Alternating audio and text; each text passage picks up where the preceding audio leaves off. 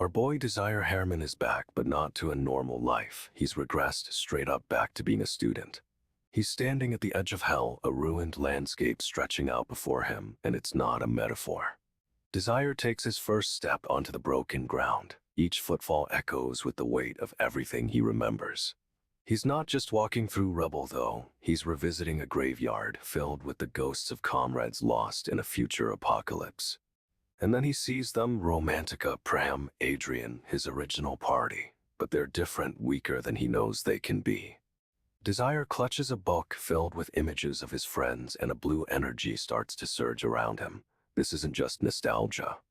This dude is channeling power, a wild, almost desperate energy, and you can tell he's not messing around. But it's not just about power. He's remembering a future where a massive, terrifying dragon laid waste to everything. And speaking of terrifying, here comes that dragon, a meteor-level destruction dragon roaring its challenge. This isn't a drill. Our boy hears the taunts, puny humans, and sees his friends bracing for a fight they're destined to lose. But Desir, he remembers how it ends, and he's changing it. Desir's hands glow, and he's weaving intricate patterns with blue energy. It's like he's building cages around his friends. He's pouring everything into these barriers, a desperate attempt to shield them from the dragon's attack, but you can see the strain on his face. The dragon unleashes a fiery blast and the barriers flare. They're holding, but barely. This is insane. The power difference is huge. The dragon roars, puny humans, and honestly, Desir isn't even flinching. He's locked eyes with the beast, remembering every single move. Our boy's friends are shocked. They see him standing firm against a creature that should obliterate them. They're starting to realize he's different. Desir shouts, "I've sealed the dragon's magic," and a surge of energy explodes outwards, a blinding flash of blue. The dragon is stunned, momentarily frozen, and Desir doesn't waste a second. He's channeling more power, blue arcs crackling around him. He's unleashing a massive blast of energy, focusing it all on the dragon's head. It's a risky move, straight up going for the kill. The dragon collapses, crashing into the ruins with a deafening boom, but Desir is still standing, though he's clearly exhausted. His friends stare, speechless, and our boy, he just looks at them, a quiet determination in his eyes. He's rewriting their fate. The dragon's down, but the impact sends shockwaves rippling through the landscape. Mountains are literally crumbling around them. Everyone's stunned, speechless, and Desir scans the wreckage. He's looking for something, a sign of what's next. Romantica and the others are reeling, trying to process what just happened, but Desir's face is grim. He's remembering a far worse devastation. Haven't they gotten the message that it was cleared? Don Vasilan, the king of Esteban, demands to know. He's not celebrating. Wasn't the objective of this shadow world to kill the dragon? Desir's friend is questioning everything, but our boy knows something's seriously off. Suddenly, a flash of insight hits one of their group. We should have returned to the original world the moment the objective was cleared, but it's too late. He explains that the normal rules of shadow worlds don't apply here, and honestly, that's a terrifying realization. And then the numbers drop, only 6 survivors out of 150 million people. You can feel the weight of that loss. Our boy hears the footsteps approaching, a heavy step echoing across the broken ground. Something huge is coming. Desir looks up and you can see the exhaustion, the dread, the grim determination. He knows this isn't over, not even close. Desir's laying it all out, saving the world was enough for him, and honestly, that's a mood. Raffaello's face is unreadable, but Desir's already brushing it off, saying Desir did even more than him. Our boy is downplaying everything, acting like it's nothing even as his friends try to understand what happened. But Raffaello isn't buying it. He straight up says they couldn't have cleared it without Desir, and you can see the weight of that statement. He's remembering how he was treated, how he was dismissed as just a commoner, but Desir's not letting it get to him. Desir explains he knew he was supported by an artifact and then drops a bomb. He analyzed dragon magic as a third circle magician. Seriously. Then the others chime in, tell us, demanding to know what Desir's been hiding, and you can feel the pressure mounting. Our boy is getting grilled, and honestly, he looks exhausted, like he's carrying the world on his shoulders. But Desir just calmly states he was educated because he's a commoner, a subtle but powerful jab at the elitism surrounding them. You can see the anger simmering beneath the surface. He's tired of being underestimated, and honestly, this dude had it coming. Desir's had enough of the gloomy talk about fallen comrades, straight up telling everyone to drop it. Romantica declares she thinks a temple or memorial would make the lost ones happy, and Desire quickly counters he's returning their keepsakes. A massive statue looms in the background as Azist remains silent, and everyone turns to him, questioning what he'll do. Azist finally speaks, his voice low and measured, and Desire's expression is unreadable. Desire's face cracks into a wide smile, but it feels forced, and he tells Desire a man like him would be welcomed anywhere. The hooded woman offers her welcome to Desire, but our boy is barely listening. He's staring off into the distance. He's remembering the battlefield, the faces of those who didn't make it, and honestly, it's crushing to watch. Suddenly, a fiery explosion rips through the scene and everyone is thrown back. No way, what just happened? Raffaello and Desire are stunned, yelling about something still being left, and you can see the shock on their faces. Our boy hears every single word, the explosion, the shouts, and knows this is just the beginning of a much bigger fight. The dragon's dying and everyone's realizing the mana it held is about to go haywire. A guy with glasses is freaking out. He can't even begin to comprehend the energy building up. Desire's face is stone cold, but you can see the memories flooding back, the devastation, the loss. He remembers the battlefield, the absolute chaos, and knows exactly what's coming. The dragon's form cracks and glows like an engine about to blow, and Desire knows this isn't just magic. The dragon explodes in a burst of crimson light and energy, and Desire flinches, bracing for impact. Raffaello yells about something being left behind, and Desire's eyes widen. He recognizes that lingering signature. Our boy hears every single word, every echo of the explosion, and he knows this isn't random. A figure is sent flying through the air, and Desire's expression is unreadable. He's seen this before, hasn't he? Desire's staring at the wreckage, a grim look on his face, and you can tell he's already planning his next move. Desire calmly asks Romantica and Pram if they are all right, but straight up, his gaze is fixed on the shadowy figure lurking in the distance. He's remembering a brutal ambush, a massacre. Our boy Desire is back, and he's got a plan to rewrite the future, starting with his entrance exam. He strides into the academy, looking completely unfazed, even though everyone else is scrambling and panicking.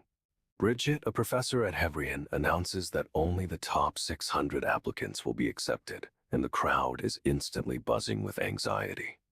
Desire scans the faces in the crowd, and his eyes lock onto Romantica, Pram, and Adrian. He remembers their fate, but this time he's determined to change it. But then he hears a voice call out, "Why do you look like that?" and sees the disdainful looks directed at him. Our boy hears every single word, the whispers, the laughs, and honestly, this dude had it coming, showing up looking like that. Bridget takes to the stage, radiating confidence, and starts to explain the test. Desire knows exactly what's coming, though. You can see it in his eyes. This isn't just a test for the applicants, it's a test for him to see if he can actually prevent the apocalypse. She starts to speak, but Desire cuts her off, shouting at the crowd to be quiet. Straight up rude, but he doesn't have time for formalities. Bridget's face falls, completely shocked. Desire just unleashed a ton of energy, and she's clearly not expecting that level of power. Desire feels a wave of dizziness and clutches his head, but something's wrong. It's not just a headache. A woman with fiery hair explains that they can hear details from the mentors who will be helping them. Seems simple enough. She raises a hand, beaming, but Desire's mind is racing. This is way too familiar. He's suddenly thrown back to a horrific scene, a battlefield strewn with skulls and broken swords. No way this is a good memory. Our boy hears a voice echoing in his head. What about everyone's sacrifice and effort? It's a question that clearly haunts him. Desire is stumbling backwards, gasping for air. He realizes with mounting horror that he's somehow back at the entrance ceremony again. He sees a girl with purple hair walking past, and his eyes widen. This is Romantica, but she looks younger, much younger. He tries to compose himself, but his body won't cooperate. His hands are shaking, and he's struggling to breathe. And then it hits him, he graduated more than 10 years ago. He shouldn't even be here. This is a straight-up regression. Desire clenches his jaw, tears welling up. You can feel the weight of those lost 10 years crushing him, the faces of everyone he failed to save. Desire slams his hands together, unleashing a massive burst of energy. It's a show of force, a blatant challenge. But the crowd doesn't seem impressed. They're looking down on him, whispering about how he must be a commoner. He tries to ignore them, focusing on gathering his power, but their words sting. Must be a commoner, how lowly. Desire's expression hardens as he clenches his fist, a dark energy starting to swirl around his hand. He grips tightly and you can feel the raw determination radiating from him. This isn't about proving them wrong, it's about changing everything. His eyes narrow, locking onto something or someone off-screen. It's a look of intense focus and honestly, it's terrifying. A young woman with bright red hair steps forward, confidently surveying the group. She's Ladoria von Dorich, a Sixth Circle fire mage. Desire's head snaps up and his face crumples. No way he remembers this exact moment, this exact condescending smile. It's a memory from the apocalypse. She starts to speak, saying it's just an admission exam, but Desire's mind is flooded with images of destruction and loss. He's reliving the past, but this time he can change it. Our boy hears every single word, every dismissive glance, and the weight of his past failures is crushing him. Imagine getting that from your own family. Ladoria starts laying out the rules of Shadow Worlds and Desire just nods. He's seen this all before. She explains that Shadow Worlds are parallel universes, a huge threat to mankind, and that one appears every year. It's exposition, but it's hitting Desire hard. Apparently, there's an infinite number of these worlds, each with its own unique rules, but some are way more dangerous than others. These Shadow Worlds are born from past incidents, from events long forgotten, and the Academic Society of Magic has ranked them by how dangerous they are. The most terrifying part, these worlds don't just attack, they consume, spreading a black fog that destroys everything it touches. You can feel the dread building. Desire stares at the diagrams of the Shadow Worlds, his face pale. He remembers this lecture. He remembers what came after this lecture. It's like a punch to the gut.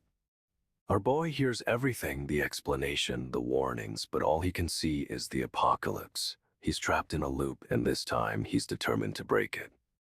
Our boy Desire is straight up surrounded by these glowing blue pages. It's like his entire life, every manga he's ever read, is swirling around him. He's in the academy getting totally lectured by this red-haired girl, and honestly, he's not even listening. Desire starts explaining Shadow Worlds, parallel universes where history repeats, but he cuts himself off, realizing he's saying too much. This dude is walking, laying out the rules. Shadow Worlds are basically past wars you can refight, and you win by, well, winning. He's plummeting into a fiery abyss, explaining how Shadow Worlds overtake parallel universes. It's intense. Desire declares the only way to stop them is to raid and clear these Shadow Worlds, and the art shows a massive battle unfolding. It's a full-on medieval war scene, swords clashing, knights falling. Apparently, if a Shadow World is a past war, you gotta achieve victory. He's back in the hallway and the red-haired girl is looking at him like he's lost it. She asks what he's doing, and our boy freezes. She asks a hum, but Desire completely tunes her out. He's remembering this exact moment from the previous timeline, the one where everything went wrong. The girl looks confused, and honestly, I feel for her. Desire is miles away, reliving a nightmare, and you can see it all over his face. Desire and the red-haired girl are rushing through the academy. She's practically dragging him, and he's surprisingly letting her. She's yelling at him about being late, and he's completely zoned out, lost in a memory. Suddenly, a burst of golden light erupts from the academy's banners, and everyone stops. It's a magical signal. Two instructors, a blue-haired guy and someone with a veiled face, appear, and the blue-haired dude is straight up fuming. The blue-haired instructor starts laying into Desire, saying, right, they were on extremely bad terms, and the tension is thick. Desire tries to explain what's happening with the Shadow Worlds, but it's clear no one believes him. The veiled instructor steps forward, and you can feel the weight of their authority. This isn't a simple scolding. Our boy hears every single word, and honestly, it's brutal. They're questioning his motives, implying he's trying to stir up trouble. He tries to defend himself, explaining the danger, but they cut him off. They think he's delusional, a problem child. Desire's face is stone cold. He's remembering this exact moment, the dismissal, the lack of help, and you can feel his resolve hardening. This dude is still talking trash, saying Desire hasn't figured out he was holding back talk about arrogant. Desire's opponent responds with, I do hope that's true because if that was your best, I honestly recommend that you drop out. Savage. The scene cuts to a training arena and it's chaos. A giant bear and some kind of shadowy reptile are going at it, while a girl stands nearby. Desire suddenly realizes he's in the same group as these monsters, and that's not good at all. The blue-haired instructor is spitting fire, declaring, and my mentee will do everything it takes to eliminate yours. No chill. The red-haired girl looks unimpressed, muttering, it could be my mentee who wins the day. She's playing it cool, but you can tell she's analyzing everything. The instructor is laying it on thick, saying, look, I'm being serious. There's no way a commoner can beat my mentee. Our boy hears every single word, the dismissal, the contempt, and honestly, it's brutal. He's remembering all this, the same exact feeling. Desire's eyes narrow, and you can see the fire building inside him. He's not about to let anyone underestimate him. Desire looks up, a steely gaze fixed on something off-panel, and the word grind flashes across the screen. This dude is about to work. The red-haired girl finally asks his name, but she's clearly nervous, like gulping down air nervous. The blonde dude, Azist King's Crown, answers for him and immediately lays out his credentials. Ice Element Magic Knight, possessor of arcane magic, the works.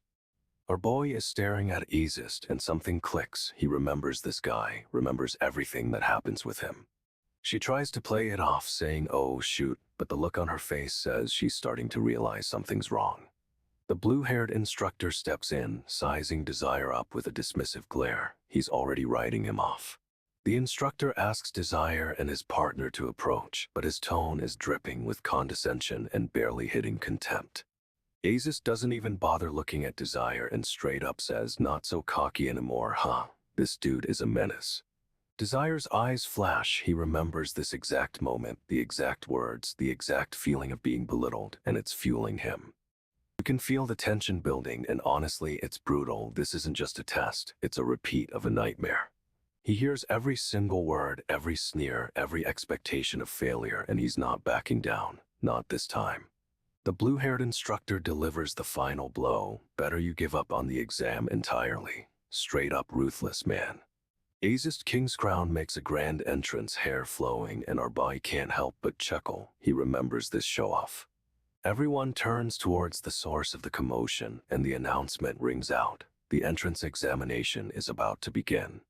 Our boy hears every single word, every expectation of failure. It's a replay of the apocalypse, and it's brutal.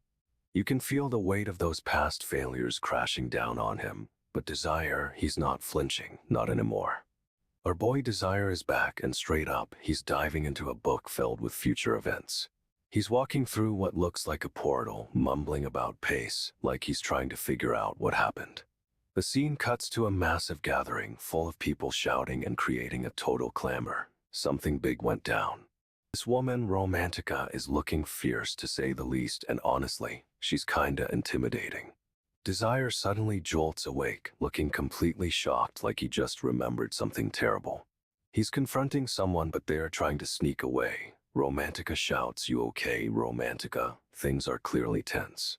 Desire's eyes widen, and I mean widen, as a flash of memory hits him. You can feel the weight of the future in that single glance.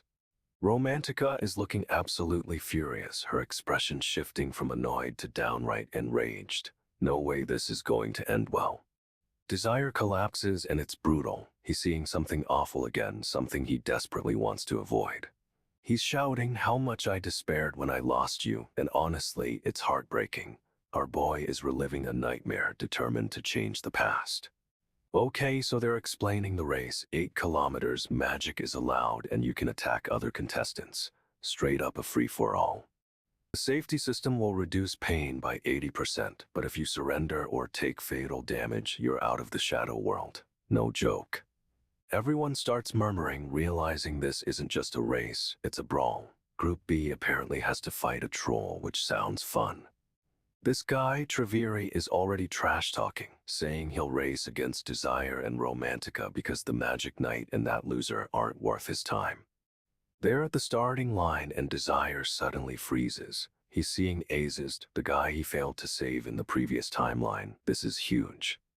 Our boy hears Treviri say, "You," and the look on Desir's face is chilling. He's remembering everything, all the pain and loss. Treviri launches a blast of energy at Desire, but it's blocked by something. Honestly, it's too fast to see what happened. Desire's totally stunned, and Romantica's face is pure fury. She's about to explode, and you can feel the tension building.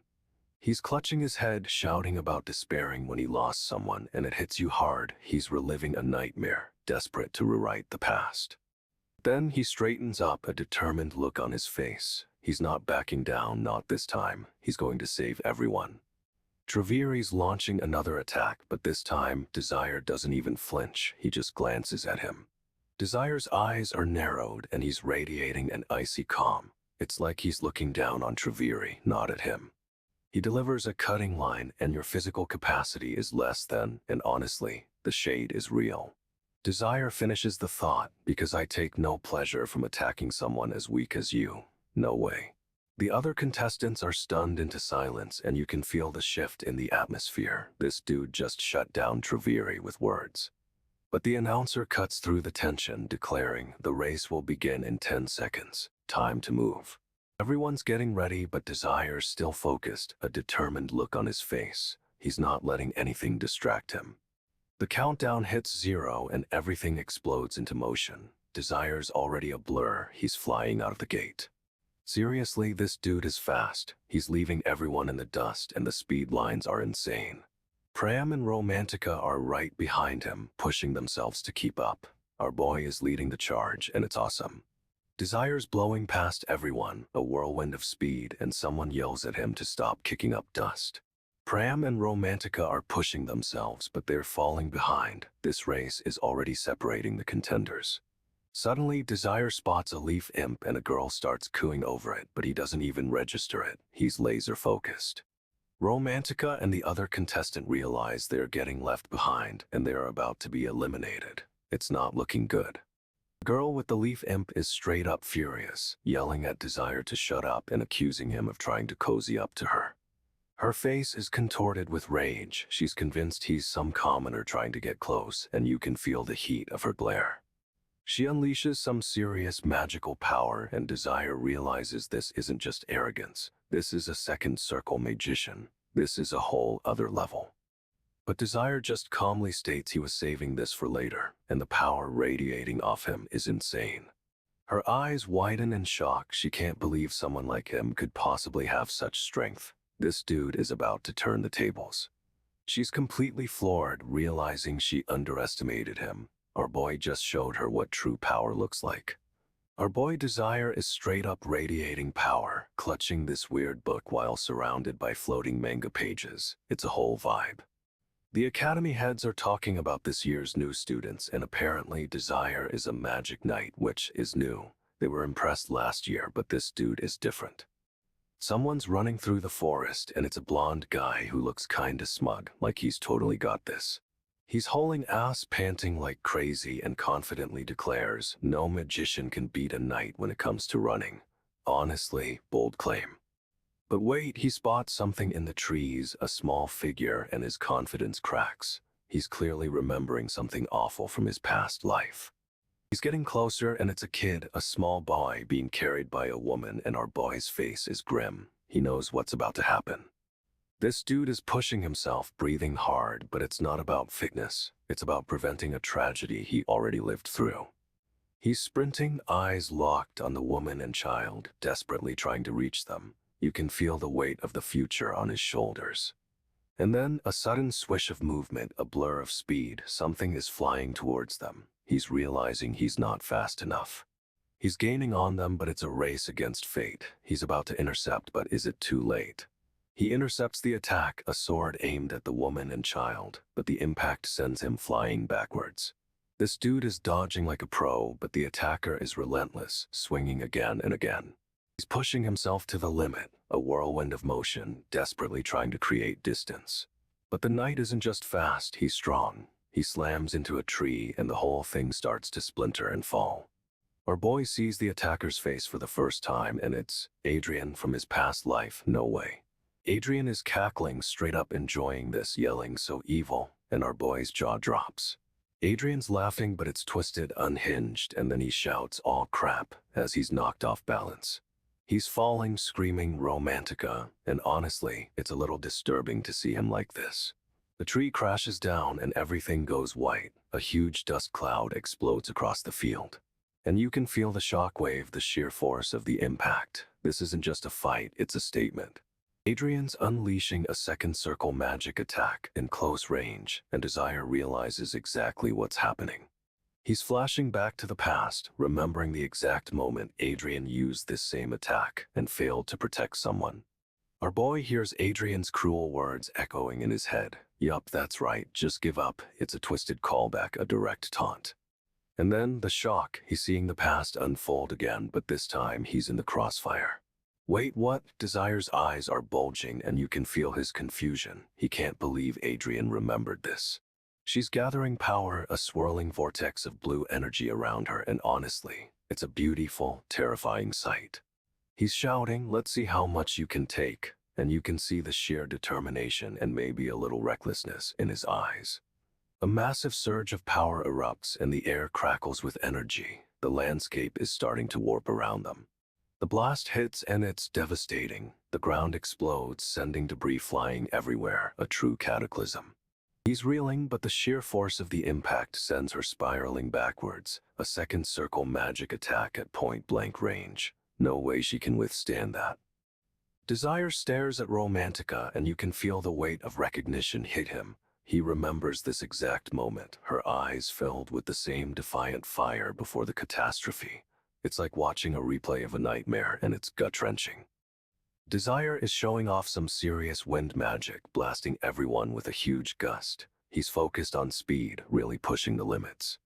But it's not perfect. A teacher points out the spell lacks control, accuracy is way off, and Desir barely grazed his target. This dude casually neutralizes the spell with something called inverse operation, and everyone is stunned. No way.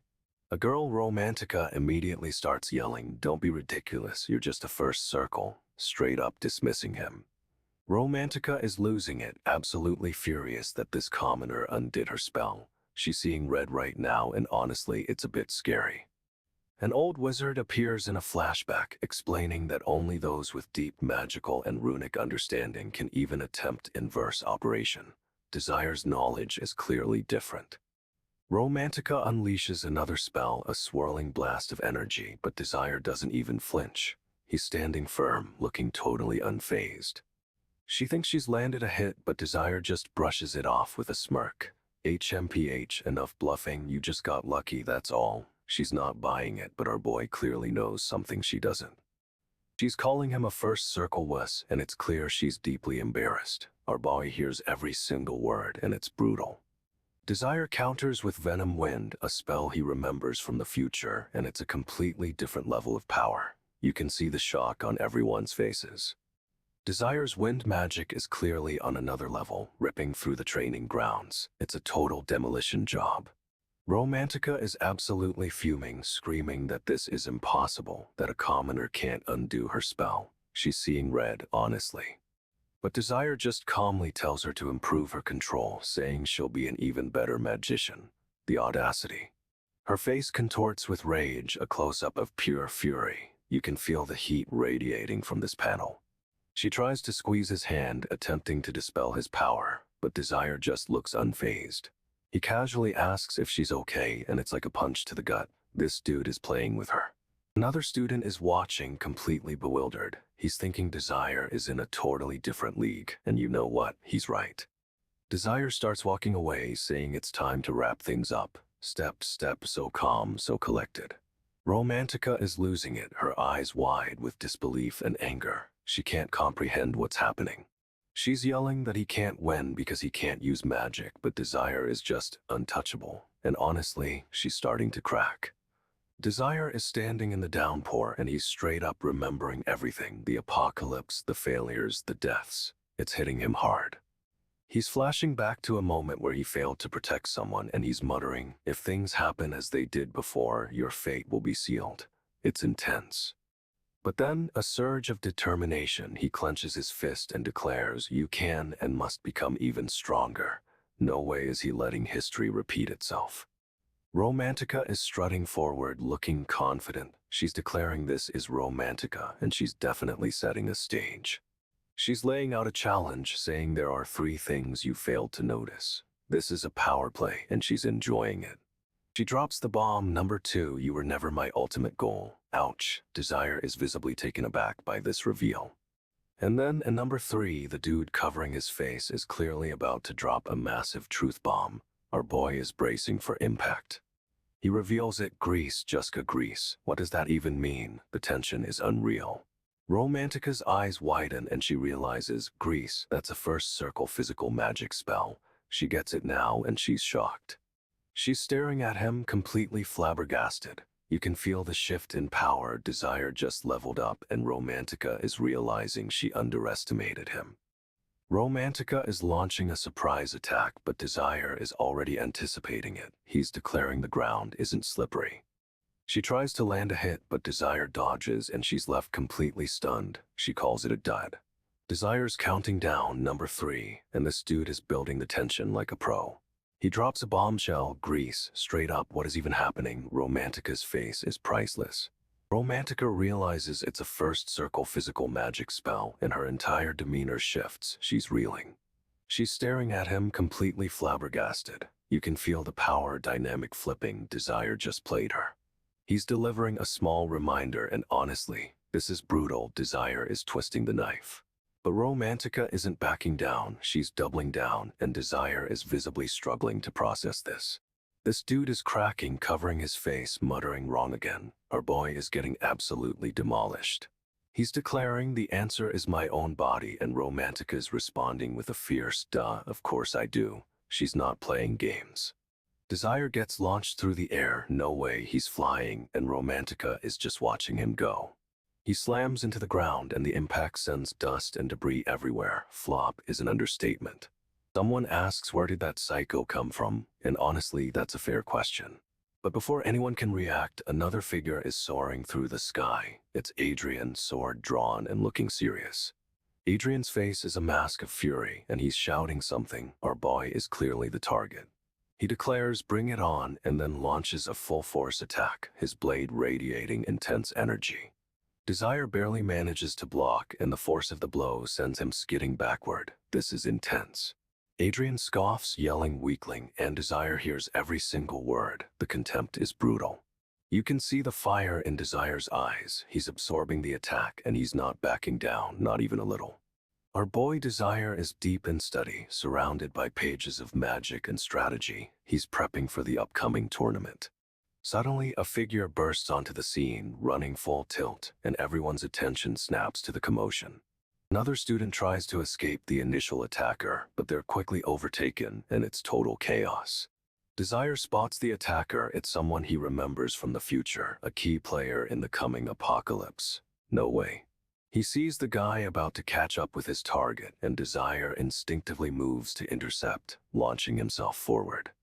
This dude is fast, but Desire is faster. He's already predicting every move, every trajectory, because he's lived it before.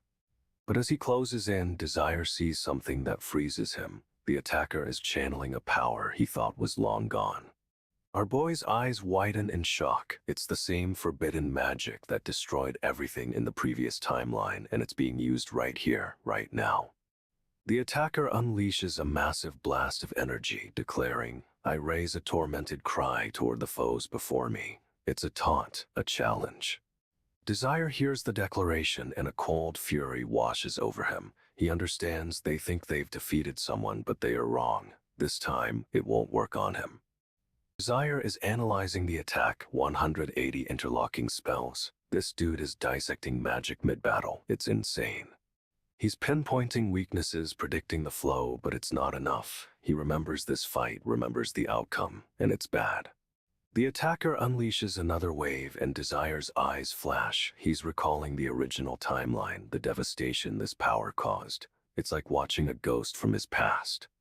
A blonde woman leaps into action, deflecting the blasts with a sword, and Desire realizes she's a target too. He needs to protect everyone. The attacker shouts, "This ends now," but Desire isn't intimidated. He's heard those words before and he knows exactly what's coming. Desire shouts, "Adjust course," and throws himself forward, attempting to intercept, but this isn't a simple battle. It's a desperate attempt to rewrite fate. A massive explosion rocks the area, and for a moment, everything is chaos. But Desire isn't fazed. He's seen worse, lived through worse. The blonde woman jumps back stunned while Desire continues to push forward. Is this how he defeated her in the original timeline? He's changing things, but it's a struggle. Another explosion, another shockwave, but Desire is holding firm, absorbing the impact, and honestly, this dude is a tank. Our boy hears the whispers, the questions, is this how he defeated her? And he knows he has to prove them wrong. He's not just fighting a battle, he's fighting his own history. Desire has 21 spells left and is 200 meters away. He's calculating everything, assessing the situation with cold precision. But the attacker isn't playing fair. He's altering the magic calculations, trying to throw Desire off his game. "If I can't beat you in numbers, then I'll take you down by force." That's a threat, and Desire knows it's not empty. The attacker unleashes a surge of magical energy, and it's a chaotic mess, a swirling storm of raw power. The energy coalesces into a massive, crystalline structure, crackling with intensity, and Desire barely has time to react. He dives for cover as the structure explodes outward, sending shards of energy flying everywhere. It's a full-on assault. A blonde woman yells, "Quite clever, Azist." She acknowledges his skill, but Desire doesn't have time for praise. The attacker scoffs, but wrong answer, and immediately unleashes another wave of energy, aiming straight for Desire. Desire pushes back, forcing his way through the onslaught, and you can see the strain on his face. This is exhausting, even for him. However, he's holding strong, deflecting the blasts with sheer willpower, and honestly, this dude is a magic prodigy. Desire explodes with force, using the blast to launch himself forward. It's a risky move, but he's gotta close the distance. The attacker fires another surge of crimson energy, but Desire is already weaving, dodging the worst of it with incredible speed. A blonde woman, seemingly unimpressed, shouts, "So predictable," and our boy hears every single word. Desire grits his teeth, absorbing the lingering heat. He remembers this fight, remembers the feeling of being overwhelmed, and it fuels him. He's aiming for the attacker, a desperate gamble, but the guy just laughs and mocks. "You think you can reach me?" But Desire isn't trying to reach him. He's using the explosion's momentum to propel himself, a technique the attacker clearly didn't expect. The attacker tries to grab Desire, but he's too fast, slipping past his grasp and landing a blow right on his arm. A solid hit. However, the attacker barely flinches, retaliating with a backhand that sends Desire flying, blood blooming on his face. Our boy crashes into the ground, but he's already pushing himself up. He needs to end this, and fast, before things escalate. The blonde woman shouts. He used the explosion to propel himself forward, and Desire knows she's starting to understand, to see what he's capable of. Desire's opponent unleashes another wave of crimson power, and our boy's face contorts with the effort of blocking it. He's remembering every hit from the future. But the attacker isn't letting up, and Desire gets sent flying backwards with a brutal force, crashing into the grassy field. No way. He struggles to his feet, shaking off the pain, and you can see the determination in his eyes. This isn't just a fight, it's a rewrite of history. The blonde woman scoffs, "So predictable," and Desire knows she's starting to realize he's not the helpless student she thought he was. Desire is absolutely bathed in blue energy, clutching a book filled with faces. It's straight up a highlight reel of everyone he failed to save in the last timeline. The selection committee is gathered, all formal and stiff, and they are starting the yearly assessment of potential Alpha Class students. The room is sleek and modern, all sharp angles and glowing lines, making the whole scene feel official but cold. One of the committee members spits out, "No commoners qualifying for Alpha Class." Honestly, the arrogance is palpable. Another one rubs his hands together and sneers. Naturally, the privilege of the Alpha Class must be reserved for the aristocracy, not for barely educated commoners.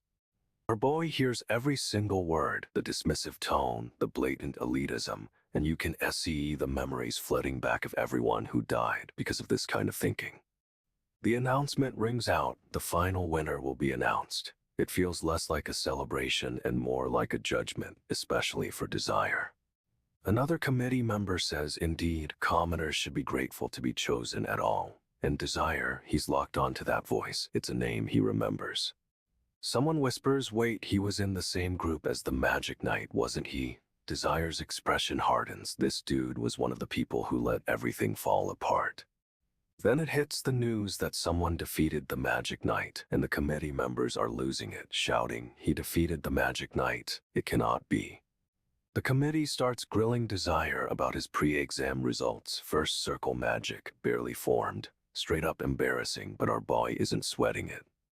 Professor Bridget, and name Desire remembers all too well, insists he deserves alpha class assignment. You can feel the tension in the room. Something is off.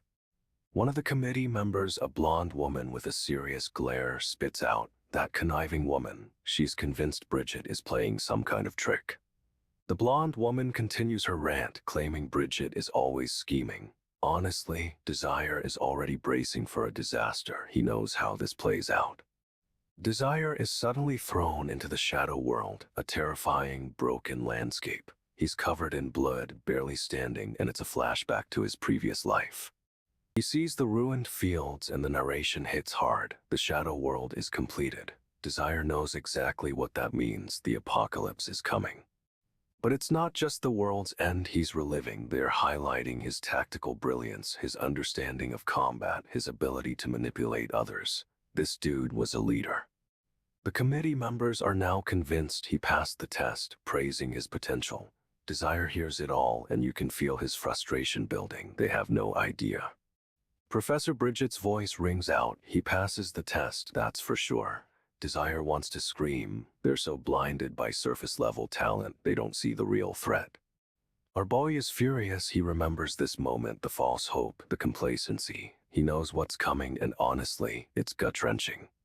Herrman straight up lays down the law. An alpha-class student needs to be at least a second circle mage. It's the Academy's rule, apparently. Professor Herrman and another instructor are backing Bridget, insisting a first circle mage in alpha class is unheard of. You can feel the pressure building. Bridget smirks, and this dude is radiating confidence. He turns to Bridget and says, see, you won't have your way. Desire clenches his fist, and then bang, the old man slams his cane down, demanding order. This is escalating fast. The headmaster declares any further discussion is a waste of time, and Desire is losing it. He remembers this exact moment, and it's infuriating. Desire lowers himself into his chair, defeated. He's seeing it all play out again, the false hope, the inevitable disaster. It's a gut punch. The headmaster stares down at Desire with a chilling gaze. Honestly, our boy feels like he's being dissected. Someone whispers, duh, of course our family name deserves it. Desire hears the entitlement, the arrogance, and it's sickening. Desire is drowning in memories of the future. You can feel his frustration. They see a talented student. He sees a world on the brink of destruction. Our boy realizes they are also focused on potential. They're blind to the real danger. And honestly, it's terrifying to watch. Desire is stewing, trying to process everything. He's seeing the same smug faces, hearing the same dismissive whispers, and it's driving him insane. He spots a nameplate, Desir Herrman, and a cold fury washes over him. He remembers this arrogance, this complete lack of foresight. Our boy hears them now, clear as day. How is he even still here? They're questioning his right to be there, and it's a punch to the gut. Desire glances around at the other students, and you can feel the judgment radiating from them. They see a talented newcomer. He sees a future filled with loss. He declares he'll plan his next step, but it's a hollow promise. He's trapped in a loop, forced to relive the past, and honestly, it's heartbreaking. Desire is straight up channeling insane energy, a swirling vortex of blue power around him as he pours over a book. Class is in session, everyone looking bored, but then someone mutters shabby, and our boy instantly snaps to attention. A girl is sobbing, face contorted in anguish, clutching at her hands like she's trying to hold herself together. She's completely broken down, tears streaming, and Desire sees a vision, a flash of someone being engulfed in flames. She's blaming herself, saying, I had no choice because I lost. But what does that even mean? Desire is in class and she's right behind him. She's furious, thinking why does he have to be in the same class? He's trying to focus on the lesson, but her glare is intense, and she's practically radiating rage. She hisses, how can he concentrate on this stupid lesson? And our boy finally looks over to meet her burning gaze. She's remembering him defeating the Magic Knight. He beat the Magic Knight, so what's he got to learn? She's seething with jealousy. Our boy hears every word, sees her scorn, and honestly, you can feel the tension building. This dude is about to unleash something. Everyone's freaking out, slamming desks and yelling, hey kid, what's the matter? But Desir just stares straight ahead. He's thinking about the future, about everyone being assigned to beta class, no matter their talent. It's like nothing has changed. He sees the other students, hears someone say there are many talented individuals even right here in this classroom, and it hits him hard. This dude is about to do something crazy. He's clenching his fist so hard, the desk is cracking beneath the pressure. Our boy announces he's going to advance as many beta class students as possible, and honestly, the audacity is incredible. A girl turns to leave and he says, in that case, I know what I have to do first. Bro, the foreshadowing is intense. He takes a step and the floor buckles and breaks under his weight. This isn't just power, it's a statement. Our boy hears every single word, every agonized cry, and the silence that follows is deafening. It's a brutal reminder of what's at stake. He's done it, he's broken something, someone, and you just know things are about to get real. He's laying down the law, telling everyone he'll raise the beta class students, and the other teachers are not happy. This dude is straight up flexing, explaining how he can help them all, and it's clear he's got a plan. But then he glances over and his face changes completely. He spots someone from his past life, someone he failed to save. You can see the memories flooding back, the weight of that failure crashing down on him, and it's brutal. He's reaching for something in his pocket, a card or a letter, and the art is trying to sell us romance. But we know this is about something else entirely. He's dropping a truth bomb. The thing is, I'm disappointed with the academy. He thinks they screwed up, assigning an aristocrat like him to beta class. Another teacher is spitting venom. I thought they knew better than to assign an aristocrat like you to this crummy beta class. And honestly, this dude had it coming.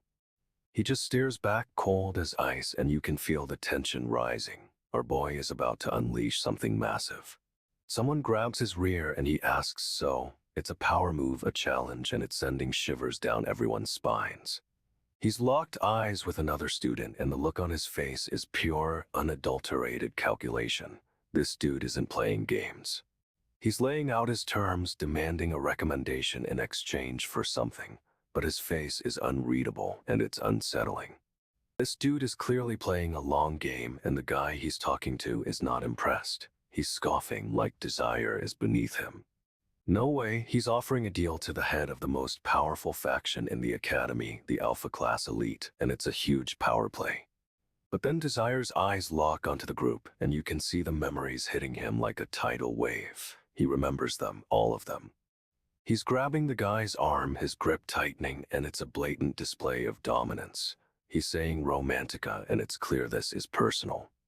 I swear his eyes are burning with intensity. You can feel the rage building. He's hesitating. No, he's about to unleash. Our boy Desir is straight up floating, surrounded by swirling energy and pages ripped from his old manga. He's clutching a book, looking intensely focused. He's back at Hebrion Magic Academy, and people are definitely talking. A girl asks her friend, what did you say? While a group of students whispers and stares. A girl with twin ponytails confronts Desir, grabbing his arm and asking, have we even met before? She looks genuinely confused. She keeps gripping his arm and he's visibly uncomfortable. You can practically feel the tension building between them. 3 teachers corner the girl, looking down at her with serious expressions. One of them says, oh, almost slipped my mind. The teachers begin some kind of ritual and the girl looks terrified. It involves a wooden sword, a strange tradition, apparently. They're about to strike her with the sword and she braces for impact. The room is bathed in a golden glow as something happens. She's showered in sparkling light and her eyes widen in shock. It's like energy is flowing into her, but it feels off.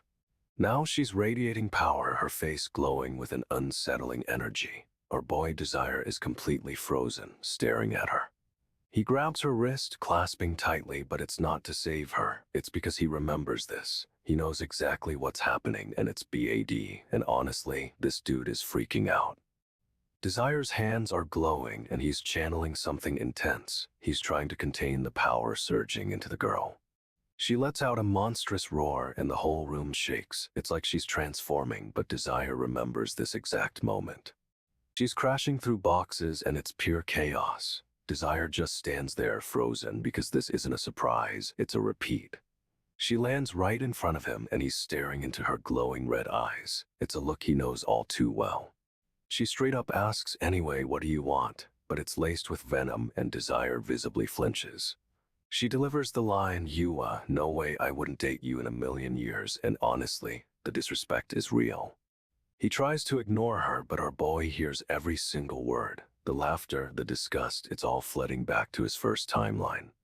Desire's face is a mask of frustration, and he tells her, "Okay, please, no fooling around. I'm not in the mood." But she just collapses onto a table with a thunk. She's sulking, arms crossed, giving him the silent treatment. However, it's not just childishness, it's a calculated act, and Desire knows it. Desire's eyes widen in shock, and he's clearly seen something he wasn't expecting. Whatever just happened, it just changed everything.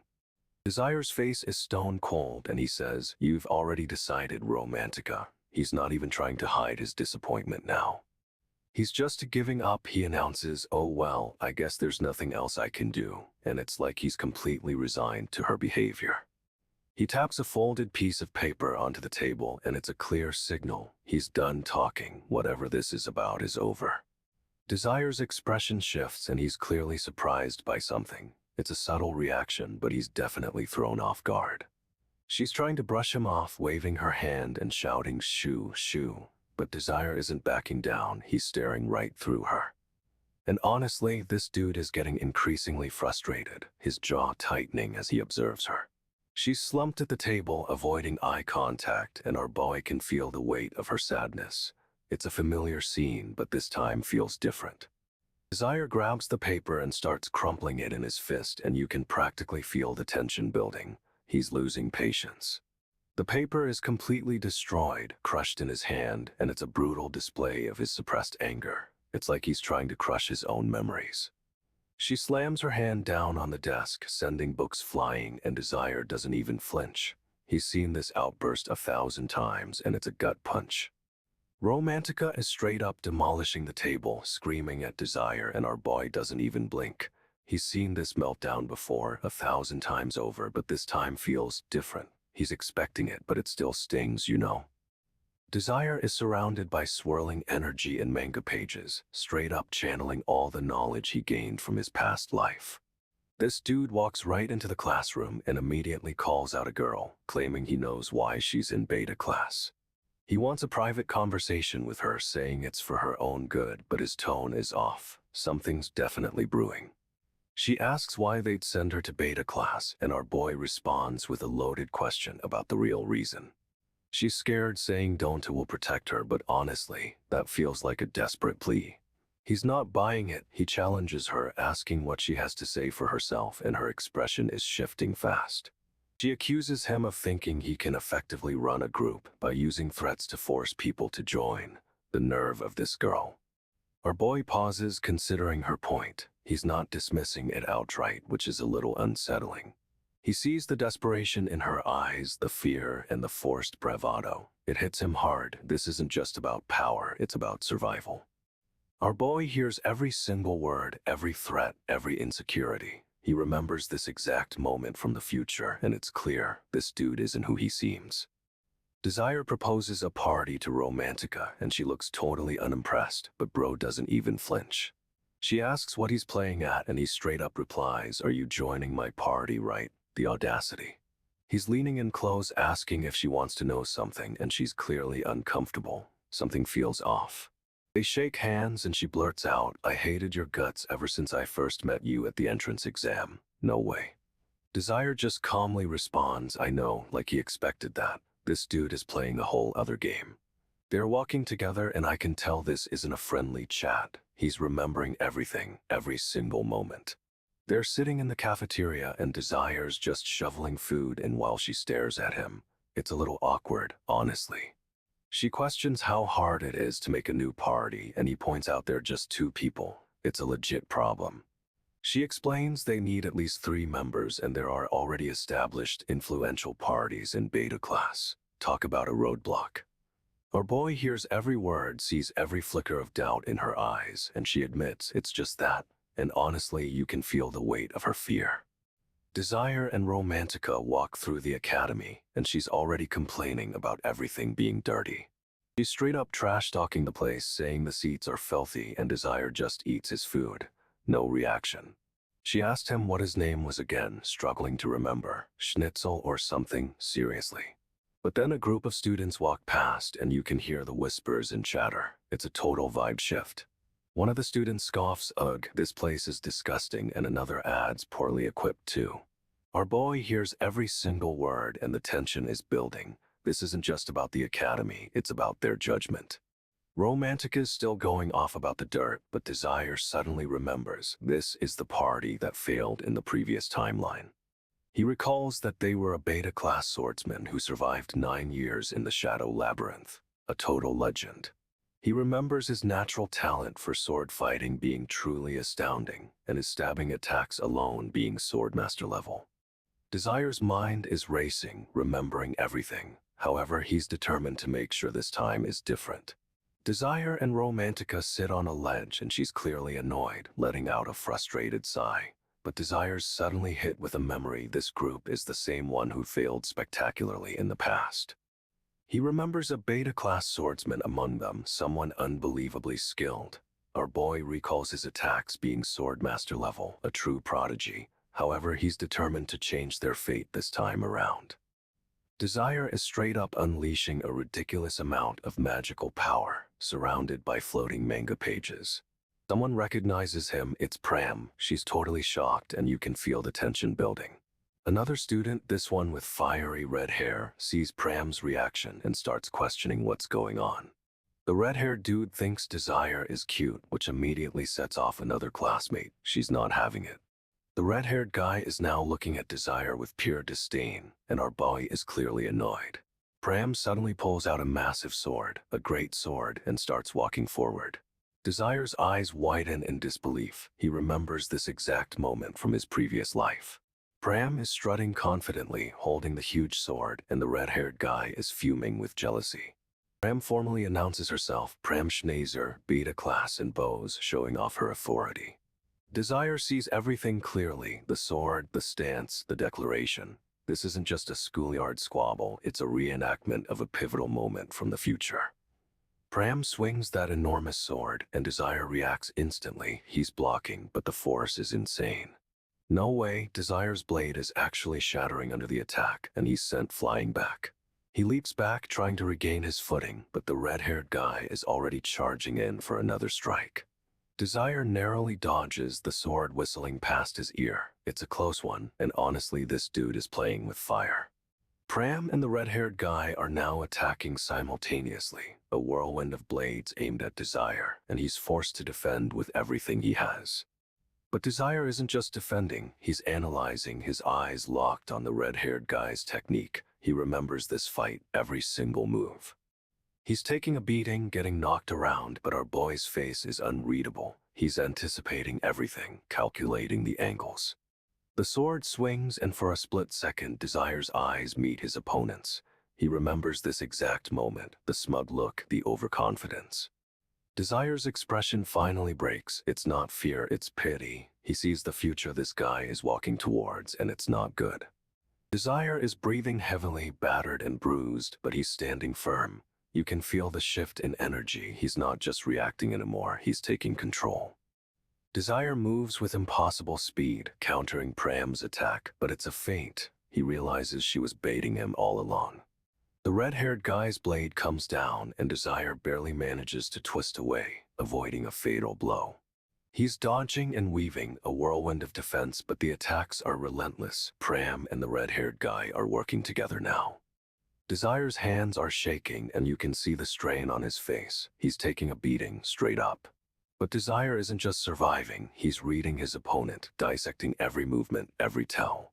The red-haired guy sneers, but Desire's eyes lock onto his. He remembers this exact arrogance, this exact moment from the future. Desire's expression shifts from stoicism to pity. He sees the path this guy is on, and it's a dark one. He's absorbing damage, letting the attacks land partially, and it looks insane, but he's building something. The red-haired guy shouts, launching another attack, but Desire's movements are different now, fluid, precise, controlled. And then the sword falls, just falls. Desire has disarmed him, and the guy is left kneeling, completely stunned. Desire tilts his head, completely baffled. What just happened with that sword? He's processing it, trying to figure out how the guy's attack just fizzled out. He focuses on the red-haired dude, and you can feel Desire's gaze. It's not anger, it's recognition. He's seen this guy fall, seen this exact moment play out again and again. Desire's expression is ice cold. He remembers this arrogant smirk, this dismissive attitude, and the consequences that follow. No way this dude thinks he's won. Desire is straight up lost in a book, surrounded by swirling energy. Looks like he's accessing memories or something intense. Suddenly, someone shouts stop and tries to intercept him, but our boy is already moving way too fast. He gets slammed into a wall with a wham and a POW, and honestly, this dude had it coming. Desire is on the ground, struggling, and the other students look down on him, but something's different about their expressions. One of them says, "I must say, I didn't know alphas could stoop so low," and you can feel the disgust in his voice. Desire hears every single word, the whispers, the laughs, and it's clear this isn't just about a fight, it's about his entire lineage. Then a cold glare cuts through the tension, and Desire's eyes lock onto the speaker. He's seeing something they can't. He remembers this moment, the condescending tone, the dismissive look, the future this dude will cause. It's all flooding back. Desire's power flares up, and he's practically radiating hostility. Imagine getting that from your own family. The guy is sent flying, glasses shattering, and Desire's face is a mask of fury. No way he's letting anyone treat him like this again. Desire hears someone mutter, "That look, I've seen it before," and it instantly sends a chill down his spine. The elder scoffs, declaring that commoners shouldn't have loitered around the mansion, and Desire's blood starts to boil. This red-haired kid, Adrian, tries to play it off, saying he just taught him a lesson, but it's clear he's scared of the elder's reaction. The elder's eyes snap open, a crimson glow burning within, and Desire recognizes that exact same look, a look he saw during the apocalypse. Someone is getting their arm bandaged up, looking absolutely miserable, while another student shouts, "That bastard." The bandaging continues, and Desire hears someone say, "Still, it does feel great to see you bloody and mangled. Haha," and you can feel the pure malice. A girl laughs hysterically while another looks on, confused, but Desire is locked in on the injured student. He knows this guy. The arm is completely wrapped, looking like a snow-white cocoon, and someone proudly announces, "All done," but our boy isn't paying attention. Desire stares intently, a dangerous smile creeping across his face, and you can tell he's remembering everything. He's remembering the future, the betrayal, the pain, and honestly, this dude is about to unleash a world of hurt. Desire hears Adrian say, "Oh, do call me by my first name," and this dude's already plotting revenge. Adrian flashes a sickeningly sweet smile, and Desire's face is pure, unadulterated disgust. You can practically feel the tension. A guy asks your help, huh? And Desire's mind is racing, remembering exactly how this plays out. Desire's face softens, but it's a total facade, and he's already calculating the best way to manipulate this situation. He asks if Adrian will join him, and you can tell this isn't a request, it's a promise wrapped in a threat. Desire is totally lost in a book, surrounded by this insane blue energy. He's absorbing knowledge like a sponge, straight up. He's at Hebrion Magic Academy, and it looks exactly how he remembers, but different somehow. Someone's knocking, and a woman with fiery red hair is staring right at the door, a serious look on her face. The door swings open, and Desire is greeted with welcome. Desire, it's a bit too formal, honestly. This woman, her name is Serena, is giving Desire the side-eye, and she asks, "You were so impressive at the entrance exam, Desire." She pours him a drink, and it's glowing like it's infused with magic, a strange welcome gift if you ask me. Serena's face softens into a smile, but then she says, "Indeed, long time no see. Something's definitely off with her." Desire remembers this moment, Serena's smile, the way she looks at him, and he realizes she was one of the people who betrayed him in the previous timeline. Serena continues, and yet at the entrance exam, her smile widening and our boy is reeling from the memory. She's playing him, pretending to be friendly. Our boy hears every single word, sees every micro expression, and it hits him. She's going to be a problem, a big one, and he's the only one who knows it. Desire is getting absolutely wrecked by this mental attack. DUN echoes with every hit, and bro is clearly in pain. Romantica and Pram are watching, and Romantica's laughing, a cold, calculated ha, while Pram looks concerned maybe. They're all sitting around a table, and it's a weirdly domestic scene, but the tension is insane. You can cut it with a knife. Desire stares at a blue plant and mutters desire to himself. It's a weird, detached thing to say, and it's clear he's remembering something. Suddenly, a pair of intense eyes is staring right at us. It's Serena, and she's sizing everyone up, a dangerous hum escaping her lips. Pram asks what advanced to alpha class even means, and honestly, she's asking the right questions. This whole thing feels rigged. Serena's laying out the rules, rank in the top 9 to get the single ranker title. It's a brutal competition, and she's enjoying it. She's pointing, demanding attention, and our boy's face is totally unreadable. He's playing it cool, but you can tell he's processing everything. Romantica, Pram, and Desire are sitting together, but the atmosphere is freezing. You can see the distance between them, and it's heartbreaking. Romantica suddenly jolts back, eyes wide with shock. "That's crazy," she shouts, and Desire and Pram are both staring at her, completely floored. Desire lays it all out. Alpha students are targets, betas are prey, straight up. He's saying they'll be hunted. He wants to become a single ranker, and bro, he's not wrong. It's the only way to survive this mess. Romantica interrupts with a HEY and starts laying out her plan. Apparently, the beta class is seen as weak, lacking talent. Our boy hears every single word, and it's hitting different. He remembers this exact condescending attitude from the original timeline. Serena, cool as a cucumber, gives them permission to form a party, but you can see the calculation in her eyes. She's letting them play for now. Pram's questioning the whole system, and honestly, good for her, this whole class structure is messed up. Serena's eyes narrow, and she's studying them all. She's sizing up the competition, and it's terrifying. The professor takes a sip of her coffee and then drops a bomb, the premise that beta class does not deserve proper lessons. No way is she serious. Serena's gaze is intense, and she confirms it. She genuinely believes betas are inferior. You can feel the disdain radiating off her. She says, "There is something I must confirm beforehand," and her eyes there practically glowing. This isn't just about rank, is it? Our boy Desire is totally lost in a book, channeling some serious energy, but it's not just any book, it's a record of the future. He's at Hebrion Academy, and this place, it's about to get a huge power boost with a strange, glowing pillar erupting right in front of it. Suddenly, a massive, icy figure materializes, radiating cold and looking straight up furious. This dude is not happy. The icy giant unleashes a devastating attack, shattering everything around him. It's total chaos and destruction, but Desire is right in the center. A girl with brown hair, Romantica, is covered in dust and freaking out. She's screaming, "The heck," while another student just smirks. Inside some old facilities, they're investigating the source of the noise, but this place is falling apart. Honestly, this dude had it coming. A blue-haired student suddenly cries out in pain, clutching his head.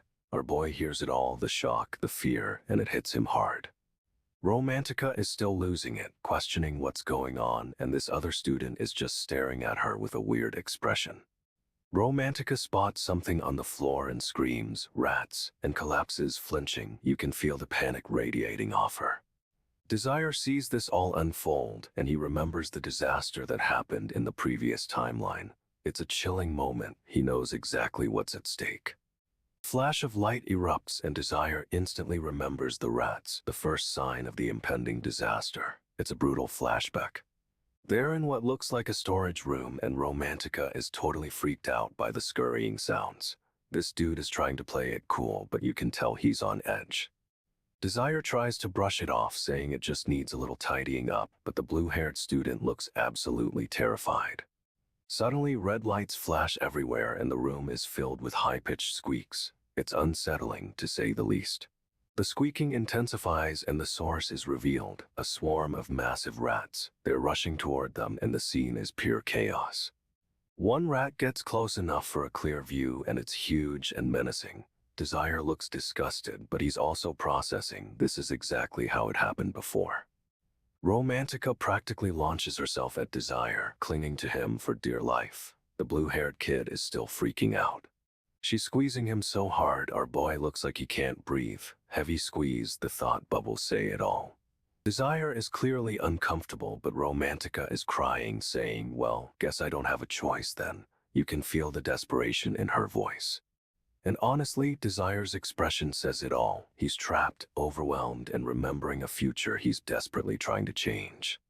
Desire tries to explain they finished cleaning, but Romantica is still reeling, staring right through him. The blue-haired girl Pram looks up, confused, and asks, She has no idea what's going on. Desire attempts to smooth things over, saying he meant they were going to train, but Romantica explodes. Why, you little... A blonde woman appears and Desire seems to recognize her. It's someone from his previous timeline and he's remembering a disastrous outcome. Romantica is now sitting alone, looking utterly defeated, whispering, there are loads of people way stronger than me. It's heartbreaking. Pram stares at Desire and he stares back. It's a tense moment and she's clearly questioning his motives. Pram's thought bubble reveals she's wondering if he still believes in his purpose, even after hearing the truth. Desire's face is unreadable, but you can feel the weight of the future on his shoulders. He's remembering everything. Romantica breaks down, sobbing and saying, like I said, you really suck, no way. This is brutal. Our boy is clearly devastated and you can feel his pain. He's trying to save everyone, but it's taking a toll. Desire stares up at the academy building and straight up, he's remembering the siege, the flames, the destruction, everything. It's hitting him hard. He shakes it off, trying to focus on the present, but you can tell this dude is haunted by the past. He's determined to change things, though. Desire and his crew are scoping out a new training space, and it's a storage room, seriously. They find the room and start moving boxes, prepping for training, but a teacher walks in and straight up shuts them down. The teacher lays it on thick. They need to speed up Desire's magical processing. He thinks he's already fast, though. Romantica, this girl, is not having it. She sighs and dismisses the teacher's suggestion with a flat, my processing speed is plenty fast already. The teacher doesn't even flinch. He hits Desire with a backhanded compliment, saying he'd be an untalented magician if he wasn't fast enough. Our boy Desire, he's not taking that. He's giving the teacher a glare that could freeze lava, and honestly, good for him.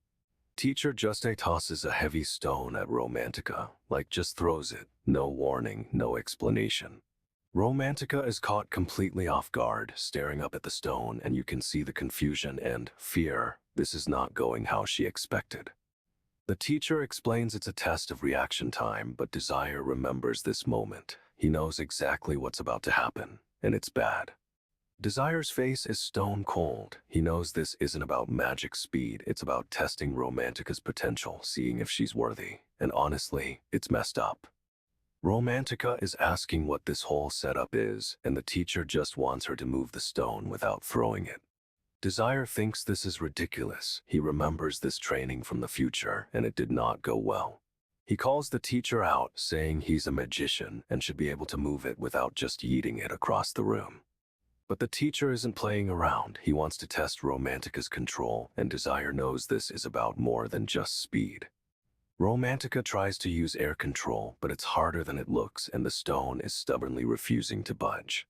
She tries again, and this time it actually starts moving, but quickly spirals out of control and heads right for the teacher. No way, she shouts for him to get out of the way and unleashes a windstorm to try and redirect it.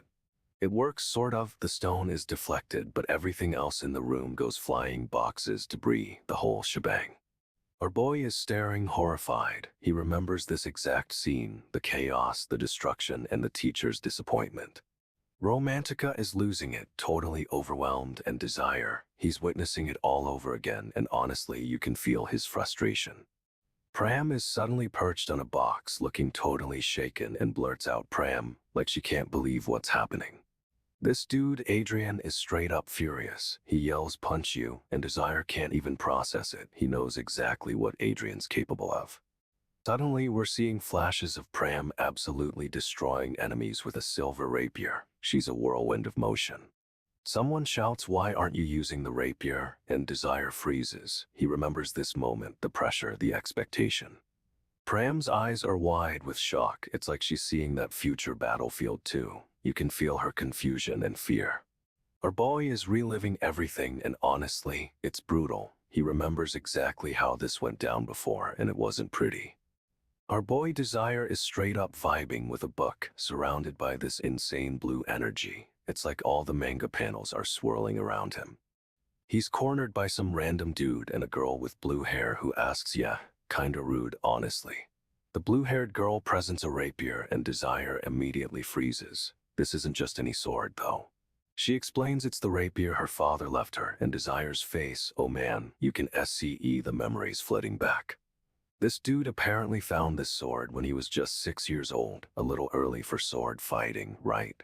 Turns out the rapier belonged to someone Desire definitely remembers. He starts training in sword fighting, driven by a need to prove himself. He wanted to be a son his father could be proud of. You can feel the weight of that desire, the pressure he's putting on himself. Desire is recalling a moment from the past, a glimpse into a future he desperately tried to change.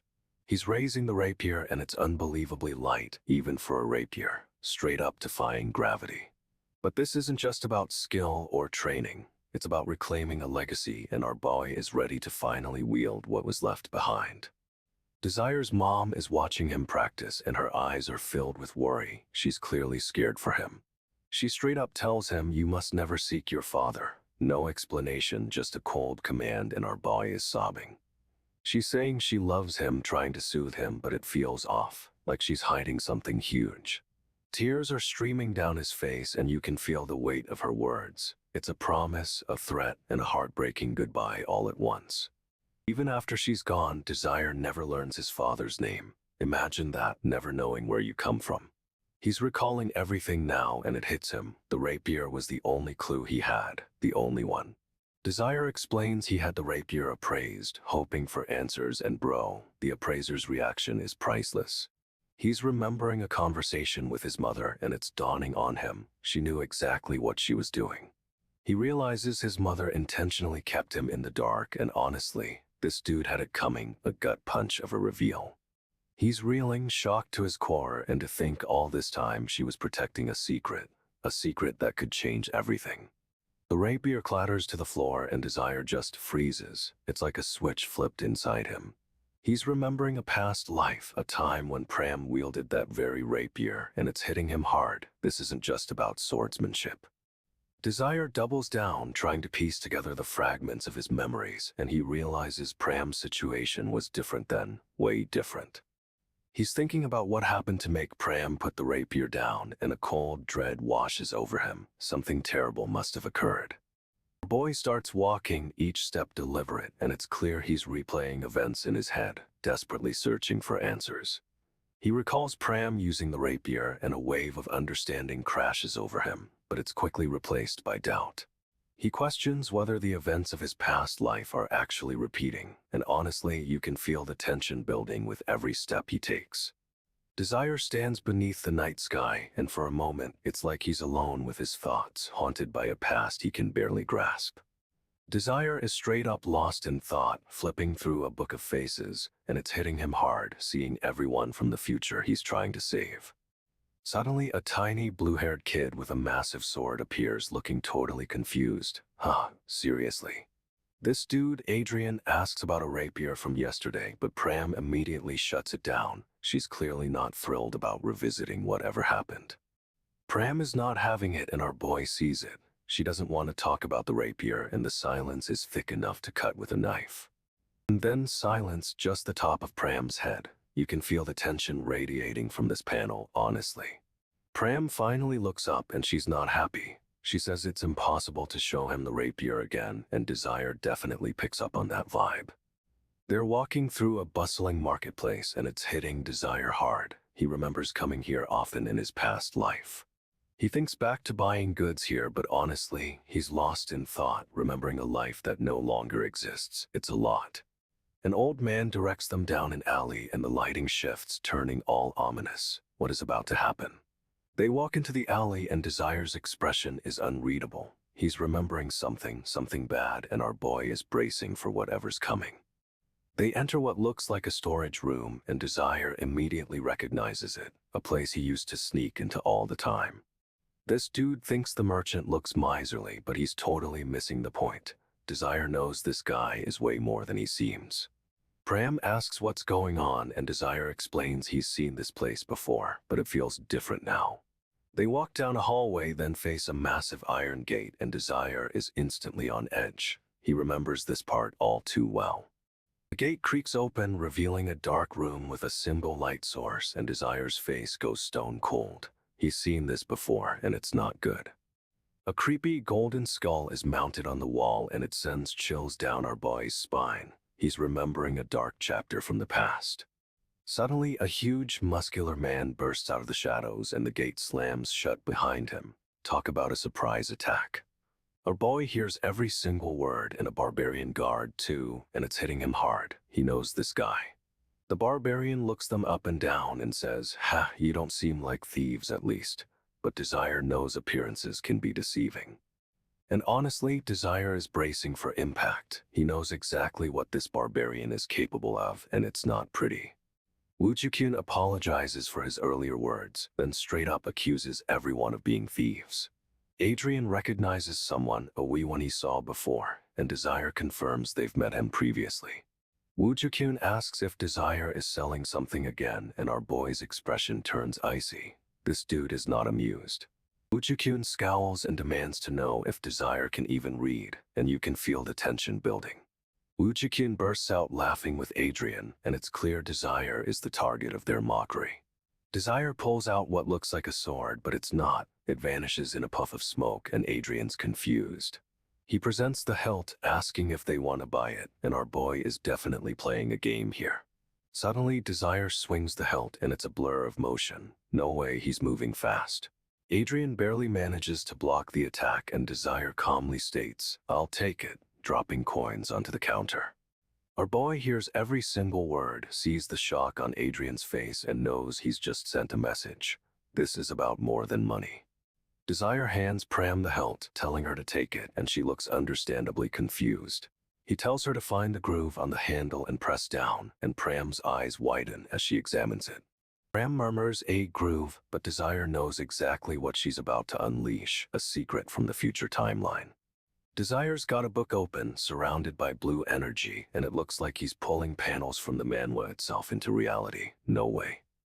This dude is studying blandium, a metal harder than steel and shockingly light. It's perfect for weapons and armor, so naturally everyone wants it. A young boy with blue hair raises a sword glowing with energy, slicing through a wooden training dummy with ease. He's clearly a prodigy. But something's off. Desire stares, and you can see the memory hit him. This kid, Woo Ju-kyun, is a total jerk in the future timeline. Woo Ju-kyun starts trash-talking Desire, straight up yelling, "How low, Woo Ju-kyun? Honestly, this dude needs to chill." He demands Desire hand over the sword, but it's not about needing it, it's about flexing. And honestly, this dude had it coming. Woo Ju-kyun scoffs, saying, "Foolish, ha, I know its value far better than you lot." He thinks he's so clever, but Desire's seen this play out before. The insults keep coming, "You stinking brat." Desire hears every single word, the dismissive tone cutting deep. Imagine getting that from someone you're trying to impress. An older man towering over Desire orders, "Open the door, we're leaving." It's clear Woo Ju-kyun's got backup, and they're not here to make friends. Desire's face is stone. He's remembering everything that happens because of this guy, the pain and loss, and bro is not happy about it. Woo Ju-kyun's about to swing, but Desire just stops him. Straight up, he says, "We'll stop," and the sword freezes midair. Everyone's shocked, even an older man beside Woo Ju-kyun looks stunned, but Desire doesn't even seem to notice. He's staring off into space. Our boy's remembering Don aped someone from the future timeline and wondering if he's okay. but the older man just laughs, calling Dawn Ape weak. Suddenly, Woojikin's sword smashes through the floor, a blinding flash of energy erupting everywhere. The older man's jaw drops and Desire just calmly says, okay, like this is totally normal. The older man shouts, "Get behind me, Master Desire," as another blade flies toward them, protecting him. Woojikyun takes a step closer, threatening Desire, but if you dare to take one step closer, he's still trying to intimidate him. But before Woojikin can finish, a blue-haired kid jumps in front of Desire, blocking the attack with his own sword. It's intense. The blue-haired kid gasps, "But didn't you say you'll never wield that sword again?" He's clearly surprised and worried. Desire just smiles and says, "Anyway, I'm counting on you, teammate." But the kid looks absolutely terrified, clutching the sword tight. You can feel the tension. Bram's swinging his sword, but Desire's stance is totally different than when he used that massive greatsword before. Someone thinks Pram's probably okay, but Desire's lost in thought, remembering everything that's gonna happen. Woojikin shouts, "Still, it's true that barbarians and swordsmen are natural enemies. Apparently, it's all about fighting styles." He explains swordsmen fight with only the sword, while barbarians rely on brute force, but Desire just smirks. Everyone's wondering if Pram can even handle this. He lacks combat experience, and it's a lot of pressure on the kid. But then Desire unleashes a burst of energy, a dazzling display of power as he charges forward, sword raised high. Woojikin lets out a booming laugh, and honestly, it's kinda unsettling. This dude is clearly confident. Woojikin attacks, shouting, "You are strong," and our boy barely dodges the force of the blow, sending waves of energy everywhere. Desire replies with a chilling, "As a warrior and I win," and the sheer determination in his eyes is intense. Someone comments that barbarians are stingy with their words, but Desire just shrugs it off, saying it takes some getting used to. Desire blocks Woojikin's attack, but the force sends him sliding back, and he's clearly analyzing everything, remembering this exact fight from the future. He's not just reacting, he's predicting. Honestly, it's kinda creepy how calm he is while everyone else is freaking out. Desire's got a book glowing with blue energy, and it's showing images of everyone. Straight up, he's absorbing info from the future. This massive brute storms in, yelling, and immediately goes for Desire. But our boy isn't waiting around to be a punching bag.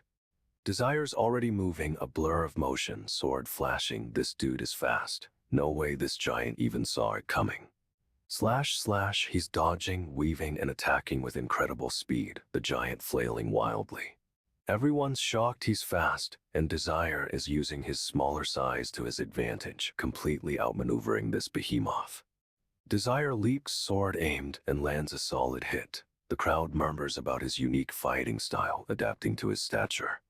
But Desire doesn't stop there. He keeps the pressure on, relentlessly attacking with a flurry of strikes. The giant stumbles back, trying to regain control, but Desire is a whirlwind of blue energy and steel. Our boy's relentless assault sends the giant crashing down, and honestly, this dude had it coming. The force of it is insane.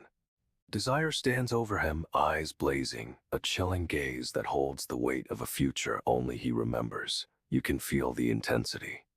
Desire's eyes snap open, glowing blue. He's seeing something, a memory flooding back, and it's clearly not good.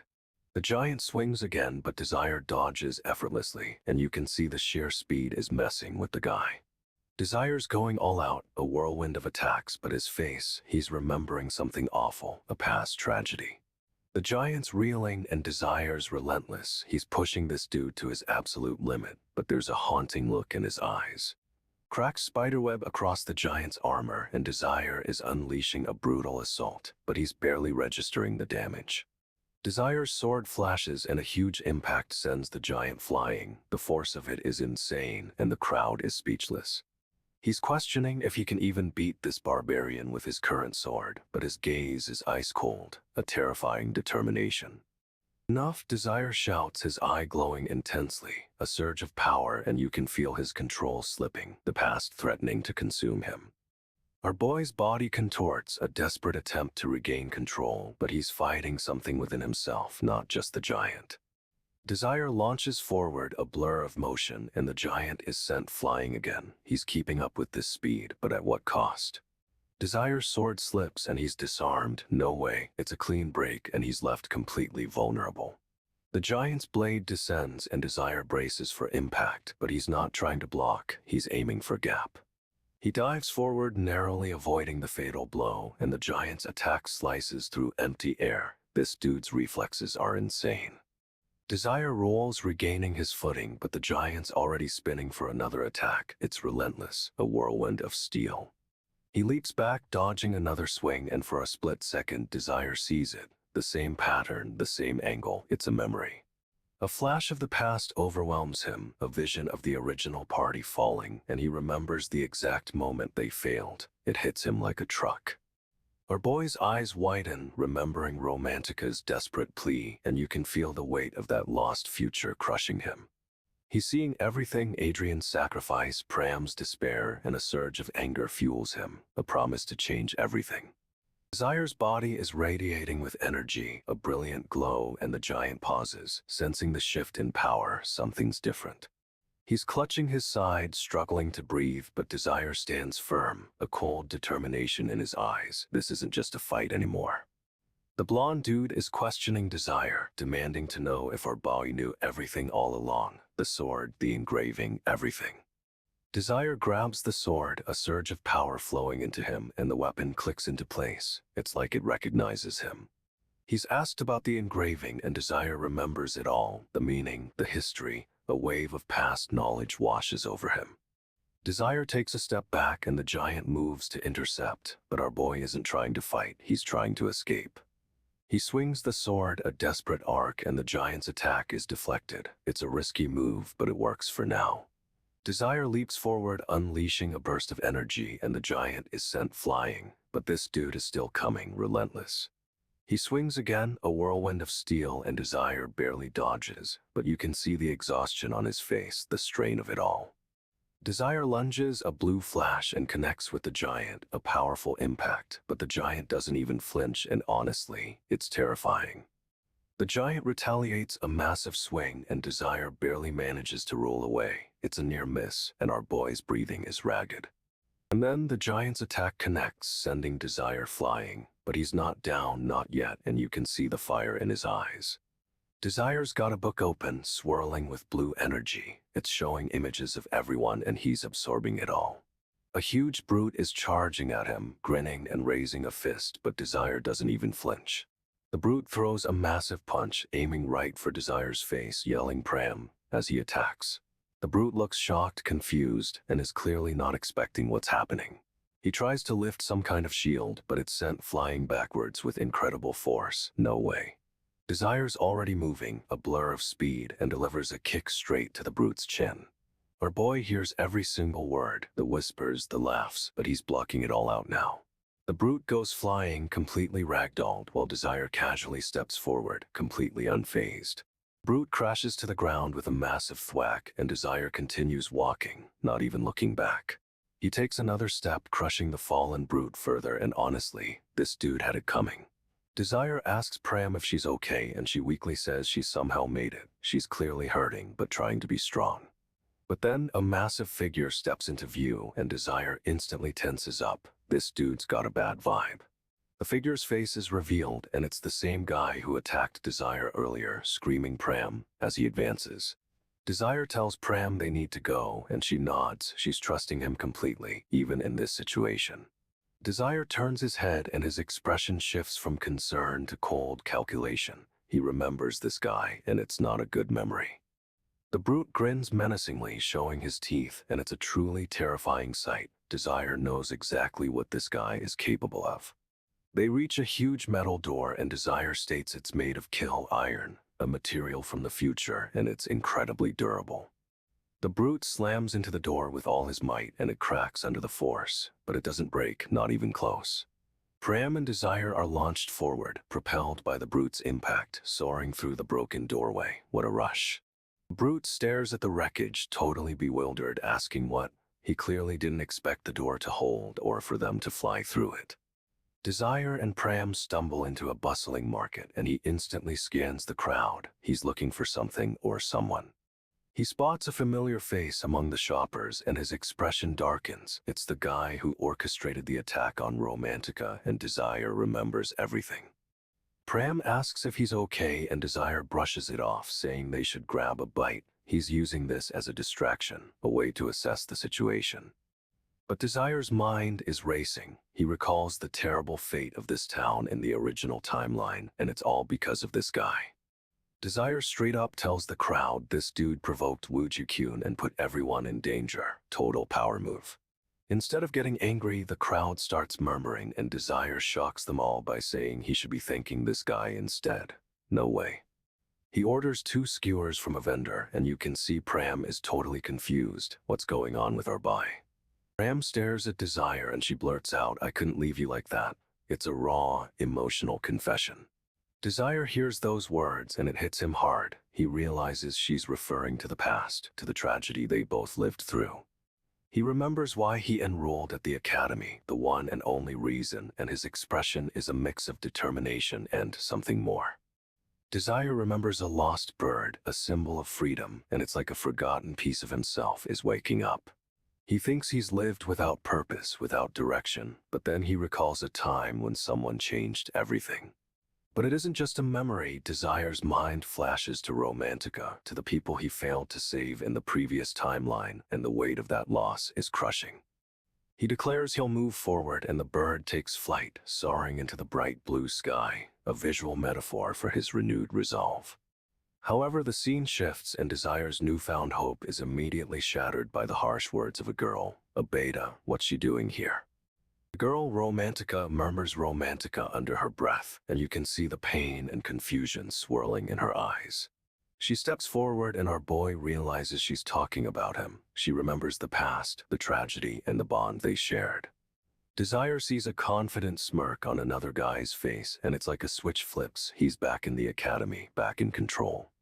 This dude is holding a skewer of meat, offering it with a wide grin, and it's a bizarre contrast to the tension building up. And honestly, the way Desire looks at him, it's like he's seeing a lifeline, a beacon of hope in a world that tried to break him. Desire is straight up surrounded by floating manga panels, crackling with blue energy. He's absorbing information, reliving past timelines. The academy is bustling with chatter and activity, but Desire is laser-focused, replaying events in his mind. A silver-haired dude walks up to Desire holding a small, ornate key, and honestly, this guy has a smugness that screams trouble. This dude throws the key at Desire, saying, "Much better than beta food, I assume." A backhanded compliment if we've ever seen one. Desire takes the key and our boy sees a flash of memory, a future where this key meant everything. It's a heavy moment. The silver-haired guy leans in close, saying, "I wanted to return this to you," but his expression is way too intense. Up close, this dude's eyes are icy blue and his smile doesn't reach them. Something feels seriously off about him. He continues, "Honestly, I can't think of a reason you'd refuse," and Desire, he just stares back, completely unreadable. The guy's face contorts, a furrow forming between his brows. You can see the confusion and irritation building. He asks, "Look, if you're uncomfortable with dating me," and our boy Desire is just processing everything, a whole future crashing down around him. This dude starts to speak, laying out his offer, but Desire just cuts him off with a flat no. Desire's about to explain himself and a memory hits him like a truck, a future where this guy's key was everything. He says, "Because I was born a commoner," and you can see the weight of that statement on his face. The silver-haired guy's face falls and our boy hears every single word, every whisper questioning his worth. He demands why, but the guy just stares back, absolutely floored by Desire's rejection. Desire doubles down, saying, "Don't look at me like that," and honestly, the confidence is a little scary. He scoffs, saying, "Tusk, that's because they're scum just like you," and wow, straight up brutal. Our boy hears it all, the insult hanging in the air, and his expression, it's ice cold. The guy's eyes narrow, and you can tell he's not used to being defied, especially by someone he sees as beneath him. Desire's face is a mask of defiance, and it's clear this dude messed with the wrong person. This is about to get interesting. So, Desire's laying down the law, explaining that anyone strong enough can get soul stones, and the system sends commoners to beta class just to block them. He says their class is built on sand, and you can see the nobles are not happy with this assessment. This dude, a noble with a ridiculous hairstyle, scoffs and asks, "So what, you're going to found a populist party or something?" Desire just stares him down and the guy doubles down, saying, "Just because of something that happened more than a decade ago." Desire's face is a storm cloud, and honestly, this dude had it coming. "No way," the noble slams his hand on the table, and Desire's expression, it's pure ice. The entire room goes silent, and our boy hears every single word as the noble shouts, "Don't you dare even talk about it." He's furious, grinding his teeth, and Desire hears him say, "It's still fresh in my mind." You can feel the rage radiating off this guy. Desire's face is completely unreadable, but I can tell he remembers exactly what happened a decade ago. That look, it's haunted. She's absolutely shocked, staring at Desire like she's never seen him before, and I get it. This dude just walked into a minefield. This dude, the noble, gives the order. The execution begins now, straight up cold. Chaos erupts, people are screaming, "Kill them, and kill those blasted nobles." It's a full-on riot. The crowd is a frenzy, yelling "Yeah" and "Woo." Desire's standing on a platform, and they're all looking up at him. Someone shouts, "Serves him right," and honestly the energy is insane, fueled by years of resentment. But Desire, he's stone-faced, completely unfazed by the uproar. I can tell he's remembering something terrible. Desire is straight up channeling some serious energy, surrounded by floating manga panels and a swirling blue aura. Someone is rushing papers around, getting yelled at, while Desire seems totally unbothered, like he's got bigger fish to fry. This dude, a professor, is giving Desire the side eye, and honestly, it's radiating hostility. The other students are whispering, clearly shocked by whatever Desire just did. "Is this even possible?" they murmur. Desire's in someone's office and the professor is laughing, but it's a creepy, unsettling laugh. Suddenly, everything goes to pieces. A desk explodes in a shower of blue shards, and our boy doesn't even flinch. A woman with long blonde hair strides into the room, flanked by other students, but there's a dark stain on the floor behind her. Another professor is furious. How dare those betas? And you can see the rage boiling over in his expression. This professor is completely exhausted, slumped in his chair, and Desire hears every single word, every judgment. Desire's holding that book again, and it's like he's seeing all the future timelines, all the pain, all the loss, and he's bracing himself. Desire gets yanked back by a blonde woman. It's Romantica, and he's totally caught off guard. But Romantica's face is grim, and she's whispering urgently about someone named Eru and him. A furious man with a ridiculous mustache and even more ridiculous hair bursts in, screaming at everyone to tremble. He's ranting about a single ranker position and ordering the Blue Moon Party to eliminate Desire's group at all costs. No way. Desire and Romantica exchange a look, and I can feel the tension building. He recognizes this guy, and it's BAD. The man's face contorts with rage, and he spits out, "I should have crushed that brat right when I learned she was the one who brought him." Our boy hears every single word, every judgment, and you can see the hurt in his eyes, but also determination.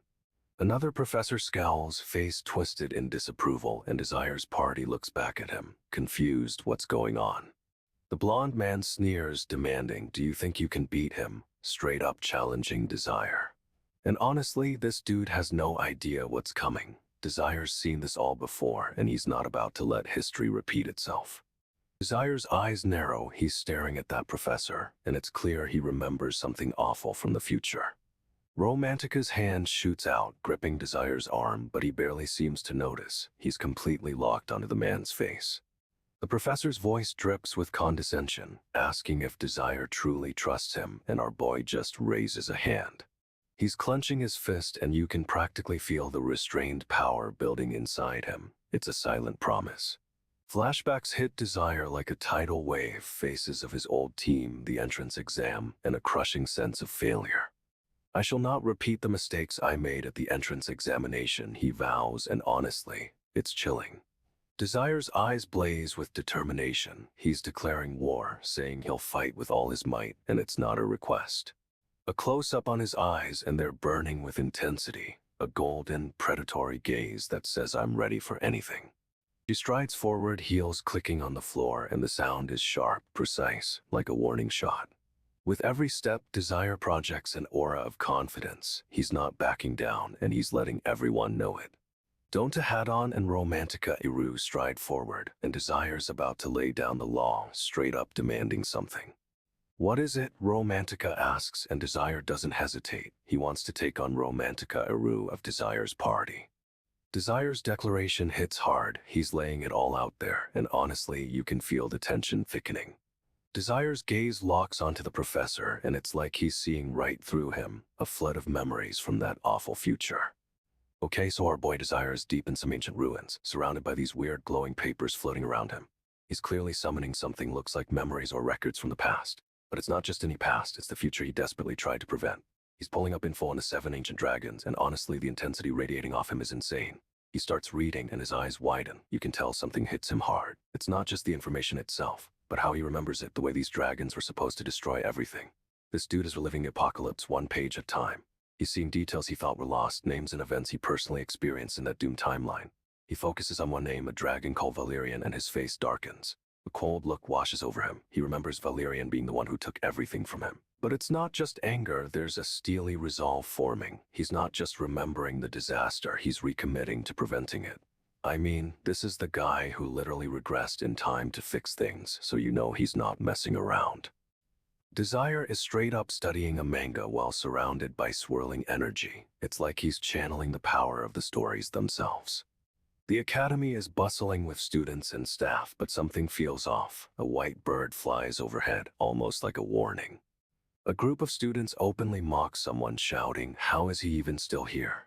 Our boy hears every single word, the whispers, the laughs.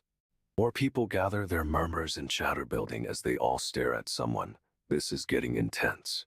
Someone takes a step and the sound echoes. It's like a challenge, a declaration. You can feel the tension building. Desire is walking with Romantica and Pram, and honestly, they look like they're about to start a mission. Someone comments, "You actually tied your tie properly today," and Desire's face, he's bracing for impact. He quickly replies, "We can go buy a comfier necktie later," but his expression says he's hiding something.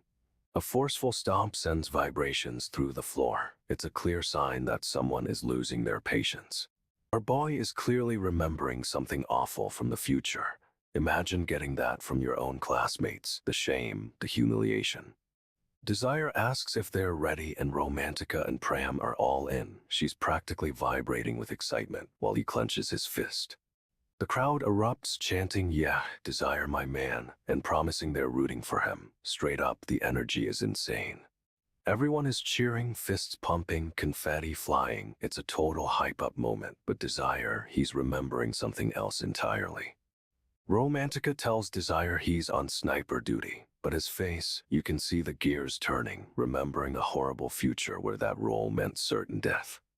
She explains the strategy, attack immediately, even alphas can be caught off guard, but Desire's expression is a mix of dread and grim determination. Romantica and Desire are talking, but she's distracted by a figure rushing toward them, a sniper, just as she said. She's shocked, questioning sniper, and our boy, he's already bracing himself, remembering everything that's about to go down. Romantica stares at something, an egg. She's completely bewildered, and honestly, so am I.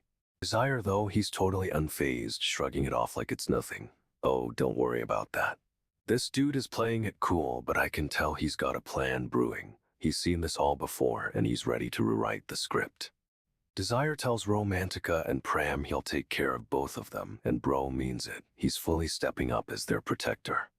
The advancement exam officially begins, signaled by a loud beep, but Desire's already bracing for impact, remembering this moment from the last timeline. He scans the forest and his eyes lock onto a familiar spot, the sniper's hiding place. No way, it's happening again. Romantica's confused about the egg, but Desire just dismisses it with a wave, acting like everything is totally under control. But he's not just pretending. This dude's got a plan, and he's already predicting every move.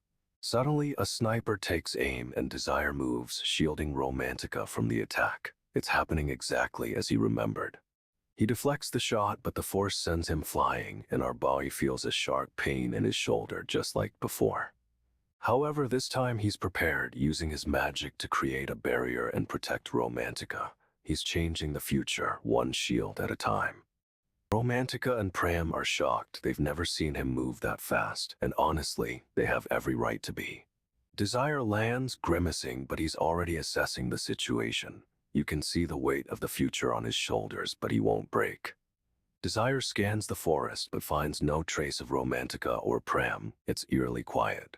He's searching, carefully stepping through the trees, but a rustling sound suddenly breaks the silence. Desire's eyes snap open, and he's immediately on alert, a grim look settling on his face. He remembers this exact moment. A figure emerges from the trees, and it's not who he expected. It's Sophie, looking intensely focused.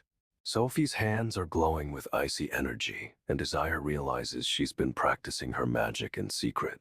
She launches a massive blast of ice at him, but Desire, remembering this attack, effortlessly deflects it with a fiery counter. Sophie is shocked. She didn't expect him to be able to block her, and her eyes widen in disbelief. Desire cracks a smile, realizing he underestimated how famous he was in this timeline. Apparently, everyone knows his reputation. He's still reeling from the impact, but he's more concerned with Sophie's sudden attack. What's going on with her? Sophie's gaze is ice cold as she prepares another attack, a powerful ice blast. This isn't a practice session. She's genuinely hostile. Desire unleashes a torrent of icy power, a swirling vortex erupting from his hand. It's a defensive spell, and it's huge. Sophie and Adrian are caught in the blast, engulfed by the rapidly expanding ice, but Adrian's already countering with fiery magic. No way. Our boy sees it all, Adrian's fire, Sophie's icy glare, and realizes this isn't a random attack, it's a deliberate test, a setup. The ice solidifies into jagged peaks, trapping Adrian's flames, and Desire clenches his fist, understanding dawning on his face. He remembers this exact scenario. Sophie smirks, a chilling expression on her face as she controls the ice with precision. She's not just powerful, she's been planning this, and honestly, it's kinda scary. Our boy Desire is straight up lost in a book, totally absorbed in some ancient text. He's studying up on forgotten magic, trying to understand everything he saw in the future. Suddenly, everything explodes. A massive burst of energy throws him back, and it's clear whatever he was reading unleashed something huge.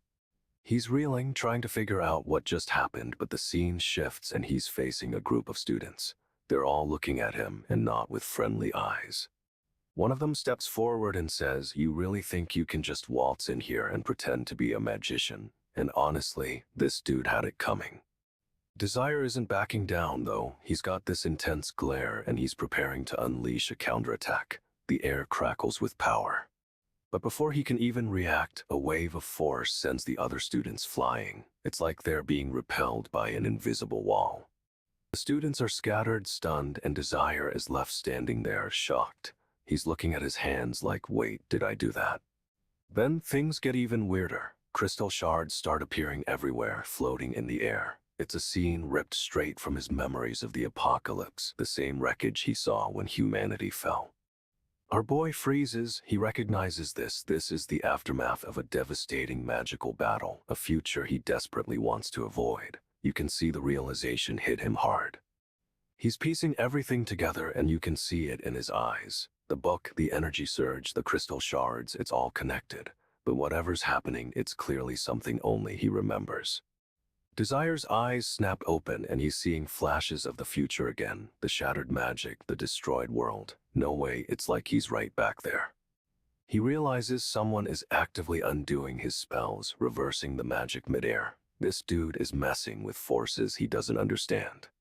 The shards of magical energy are flying everywhere, and Desire's mind is racing, trying to comprehend what's happening. It's all too familiar. Suddenly, a voice cuts through the chaos. He inverse operated my spells. It's Pram, and she's absolutely furious, but also confused. Desire's eyes widen, and a crimson aura erupts around them, those rings forming around his pupils.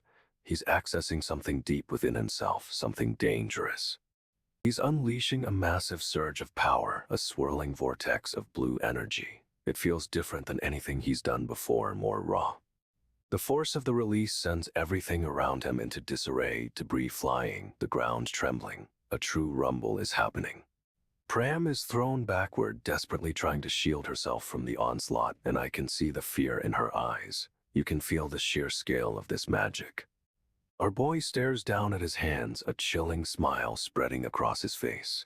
This isn't just power, it's a calculated move, a glimpse of the future made real.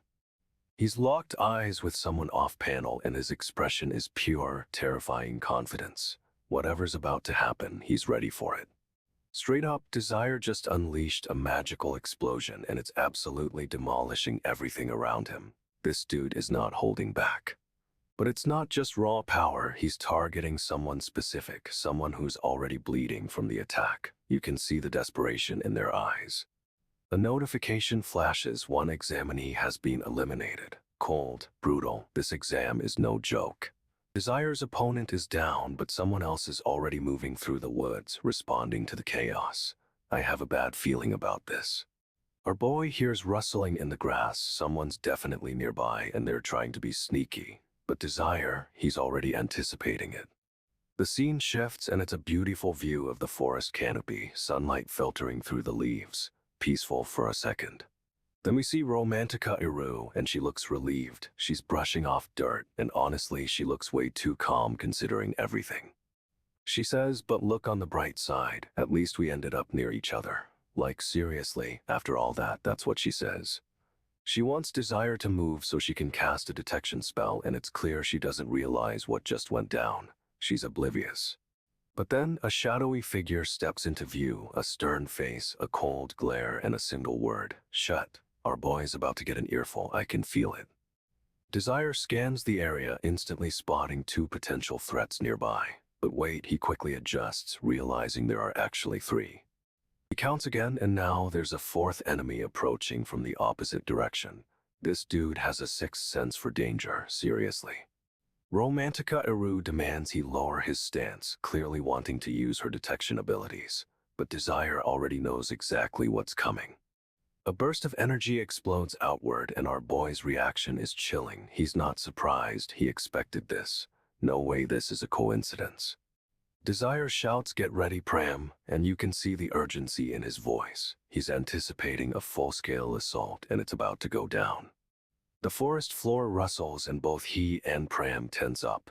Something is definitely lurking in the shadows, and it's closing in fast.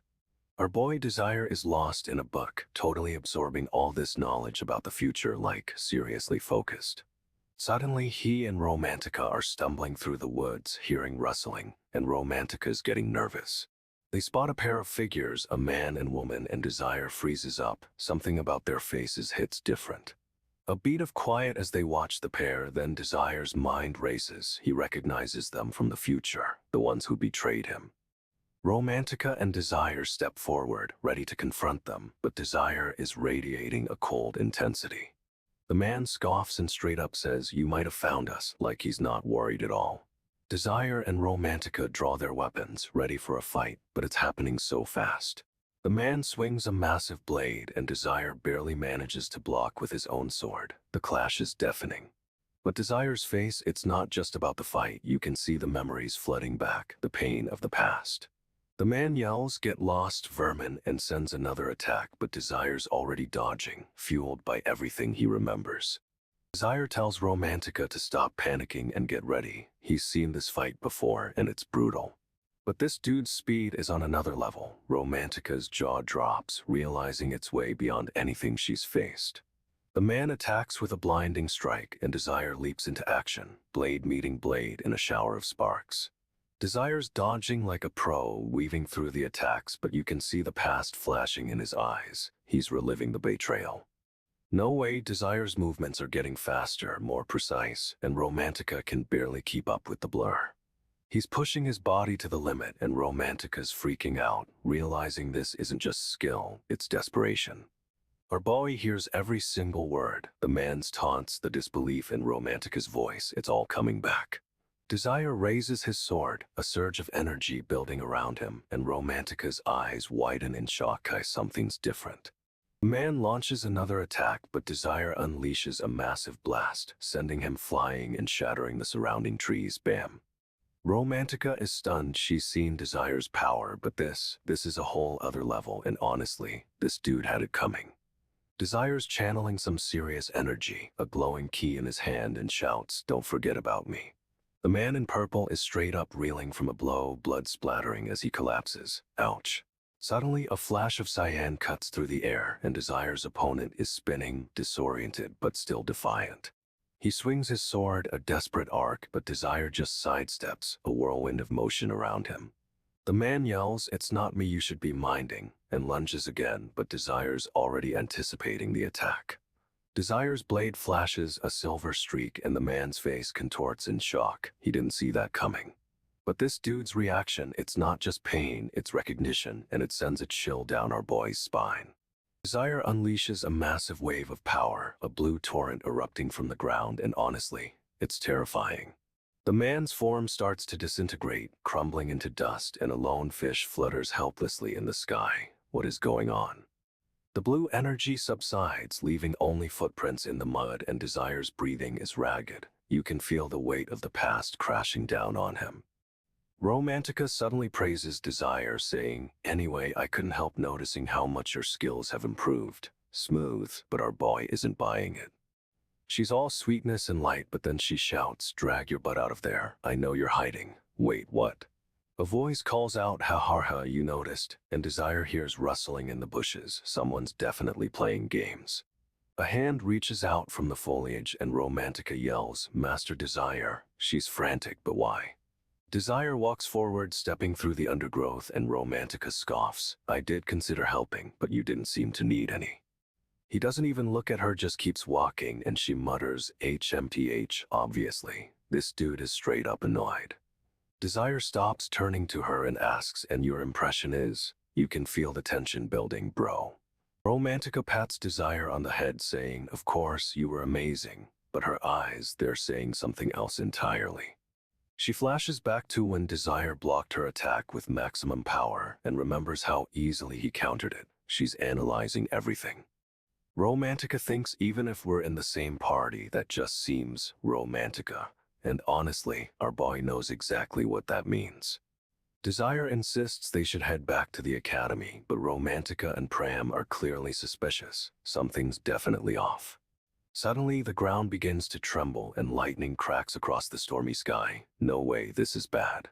A pair of crimson eyes open in the darkness, and a tiny voice squeaks, then repeats, "Squeak. Bro, what is that thing?" Our boy recognizes that sound. It's the same chilling squeak from the future timeline, the one that heralded total annihilation. He's seen this before. Desire's got a book open, swirling with blue energy. It's a future record, and he's absorbing everything, prepping for the trials. This dude, Adrian, tries to use some kind of flare ability, and it straight up backfires, leaving him coughing and burned. Another guy tries the same thing, but gets blasted with blue energy instead. It's like Desire is anticipating every move and countering it. Kaboom! Fire erupts, and it's clear these trials are way more dangerous than anyone expected. People are getting eliminated left and right. Romantica, Pram, and Adrian are just watching, casually observing another student get taken out. "Huh, another elimination," she says, cold. Our boy scans the ground and sees sketches of faces, the faces of those who failed. It's a grim reminder of what's at stake, and Desire remembers this exact scene from the original timeline. Pram and Romantica are talking strategy. They don't need to be first, just in the top 9. It's a calculated approach, but Desire knows better. He's remembering the full scope of the disaster, the countless deaths, and it's hitting him hard. You can see the weight of the future on his face. Desire says they need to move now. He's sensing something, a danger that nobody else can perceive, and honestly, it's unsettling how quickly he's reacting. Rain starts pouring down, and it's a signal, a sign that the trials are escalating. This isn't just a test of skill, it's a gauntlet. Rain's coming down in sheets as Desire hustles Romantica and Pram along. He's got a bad feeling, a premonition of danger. But then Desire locks eyes with a figure in the distance, and his blood runs cold. It's someone he thought was long gone. Desire's face twists with shock. He remembers this man, the one who betrayed them all in the previous timeline. No way. Romantica notices Desire's sudden shift, his tense posture. "What's wrong?" she asks, but he doesn't answer. Pram, ever the strategist, is scanning their surroundings, trying to figure out what's got Desire so on edge. A man's voice cuts through the rain. "They'd have found out that I'm a commoner and Romantica." You can feel the venom in every syllable. Romantica's hands clench into fists. She's furious, humiliated, remembering the past. It's a raw, painful moment. She whispers, "Romantica, it's not a question, it's a broken acknowledgement. The weight of the past is crushing her." Our boy sees the despair in her eyes, the years of suppressed hurt, and he understands. This isn't just about the trials. She turns, a strange smile playing on her lips, and says, "This guy, this party," and honestly, it's terrifying. The clock tower chimes, and straight up, a new quest pops up for Desire and the crew. Quest: survive a demon attack in this forest. Seems simple enough, but Desire knows better. Desire's face is grim. He remembers this forest, remembers the demon, remembers everything. This isn't a random encounter. Pram and Adrian are hyped, ready to go, but Desire's focus is laser-locked on the impending threat. He's seen this play out before. You can feel the tension as Desire warns them they must survive and then exterminate the demon. No pressure, right? Suddenly, a step, a twig snaps, and Romantica's eyes widen. Something's close, and she's definitely spooked. Desire calls out, "Desire." His voice is urgent, desperate. He's trying to reach someone to warn them, but it's too late. A massive form bursts through the trees, sending Earth flying. This isn't some little monster, it's a beast. Adrian and Pram shout for Desire, but our boy is already moving, already bracing for a fight. He's seen this, prepared for it. Hug the smell, they're hit with a stench that's clearly demonic, and honestly, it's enough to make anyone gag. Desire and Romantica are getting pummeled in the downpour, but he's holding on tight, protecting her while bracing for the attack. Master Desire, this time it's a monster rat, and honestly that's an understatement. This thing isn't just a rat, it's massive, monstrous, with glowing red eyes and claws that could tear through steel. The monster lets out this insane screech, a sound that rattles your bones, and Desire's face goes grim. He remembers this creature, he remembers the screams, he remembers the countless deaths, and a coldness settles over him. No way, a whole swarm of these things is descending from the sky, hundreds of glowing red eyes in the rain, and it's terrifying. Desire's eyes are locked on the lead monster, a single thought running through his head. He has to protect them no matter the cost.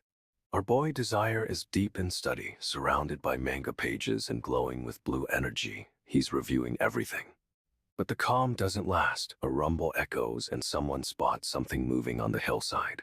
No way, it's not just something. It's a whole swarm of rats descending in the rain, and it's massive. Panic erupts as people sprint, but these aren't normal rodents. They're glowing red-eyed beasts, and they're closing fast. One massive rat rears up, letting out a terrifying squeak, and Desire, he freezes, staring right at it. Our boy remembers this. He remembers this exact swarm from the future and the horror that followed. He sees his classmates running, desperately trying to escape, and a wave of dread washes over him. This dude is a 2-star demon, capable of controlling endless swarms of mice, and it feeds on human blood, straight-up nightmare fuel. Romantica tries to use Windblow to create a barrier, but Desire yells at her to save her mana for later. He knows this fight is different. And honestly, you can see the sheer terror on everyone's faces. This isn't just a monster attack, it's a repeat of a catastrophe he desperately tried to prevent. Desire leaps forward trying to reach Romantica, but a strange force blocks his path. It's like an invisible wall. He shouts for Romantica, desperate for her to be safe, and Pram screams back, equally panicked. Romantica tries to jump away, but the swarm is too fast. She's surrounded, and this dude is losing it. Desire throws himself forward, grabbing Romantica's hand, but the force slams into him, sending a shock through his arm. He pulls her up, trying to get them both clear, but the rats are relentless, swarming over everything and everyone. Our boy hears every single word, the gasps, the cries, and he remembers this moment, this exact terror from the future. She's freaking out, yelling about being okay, but her voice is shaky, and honestly, who wouldn't be? They both go flying, tumbling through the air, and Desire takes the brunt of the impact. Ouch, that looked rough. Pram's eyes are wide with fear, demanding to know where this attack is coming from, and you can feel her desperation.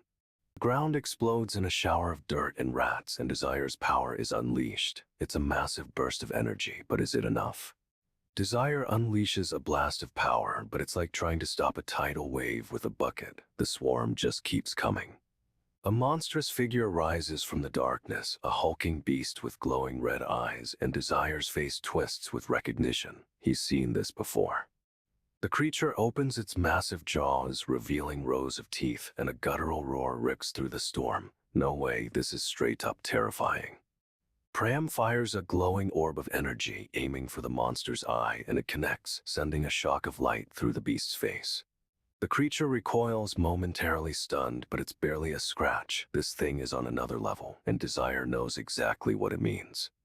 Desire shouts "Wind a bullet" and launches himself forward, a blue streak cutting through the rain, desperate to reach his friends.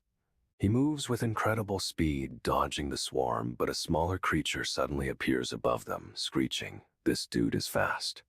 Desire lands, shielding Romantica, and shouts "Got it," but his voice is strained. He's pushing himself to the absolute limit. The monster's eye flares with intense red light, and a blinding pulse of energy erupts, forcing Desire to brace himself. It feels like a memory, a nightmare repeating itself. Our boy surges forward, a blue aura surrounding him, and you can see the determination in his eyes. He's not letting history repeat itself. Desire's face is a mask of concentration, desperately trying to pinpoint the source of the attack. He's seen this before, and it's bad. He realizes the creatures were injured by the attack spell, but it barely slowed them down, and a chilling dread washes over him. Romantica thinks maybe magic can scatter the swarm, but Desire knows they're facing something far beyond simple magic. Pram shouts no, fearing for their safety, and throws herself into action, stomping and hacking at the creatures. She's risking herself to protect everyone. A massive explosion rips through the storm, a blinding flash of light, and Desire's allies are thrown back by the force. Desire unleashes a concentrated blast of blue energy, a shimmering blade extending from his hand, and slams into the monstrous figure. He's not holding back. He's straining, pushing his limits, and you can see the effort in every muscle. This dude is giving it everything he's got. Desire shouts "Ha," channeling all his power into the attack, and the creature reels back, momentarily stunned by the force. Even with this incredible power, it's clear Desire is still struggling. The creature is massive, relentless, and this fight is far from over. A voice booms from nowhere, declaring the killing of a Keel-Dare mouse. No way, Desire just obliterated something huge. Desire stumbles, drenched and exhausted, but he's already assessing the situation. He's a pro at damage control. Pram weakly calls out for Master Desire, and honestly, you can see the worry etched on her face. She's clearly hurt. Desire's face twists with a familiar dread. He remembers this wobble, this rain, this moment. It's the same helplessness he felt before. Our boy Desire is straight up channeling some serious power, a swirling vortex of energy around him as he studies a book. It's pouring rain, and Desire's walking with Pram and another student when suddenly a massive, shadowy figure charges toward them. Pram shouts Master Desire as the figure barrels toward them, and Desire quickly moves to shield her. Desire's helping Pram lean against a tree, but she's clearly hurt, and he's limping himself. This dude's pushing through the pain. Pram's drifting off to sleep, exhausted, and Desire is watching her, a grim expression on his face. She's out cold, and Desire is lost in thought, but the other student is watching him with a worried expression. He stares into the rain, and honestly, this dude is replaying a horrible memory, something he's seen before. Desire clenches his fist, the rain washing over his hand, and you can feel the weight of the future crashing down on him. He whispers, "It was my arrogance," and our boy is absolutely devastated. Imagine carrying that guilt. He's remembering a past failure, a moment he couldn't prevent, and it's clear he's determined not to repeat it this time.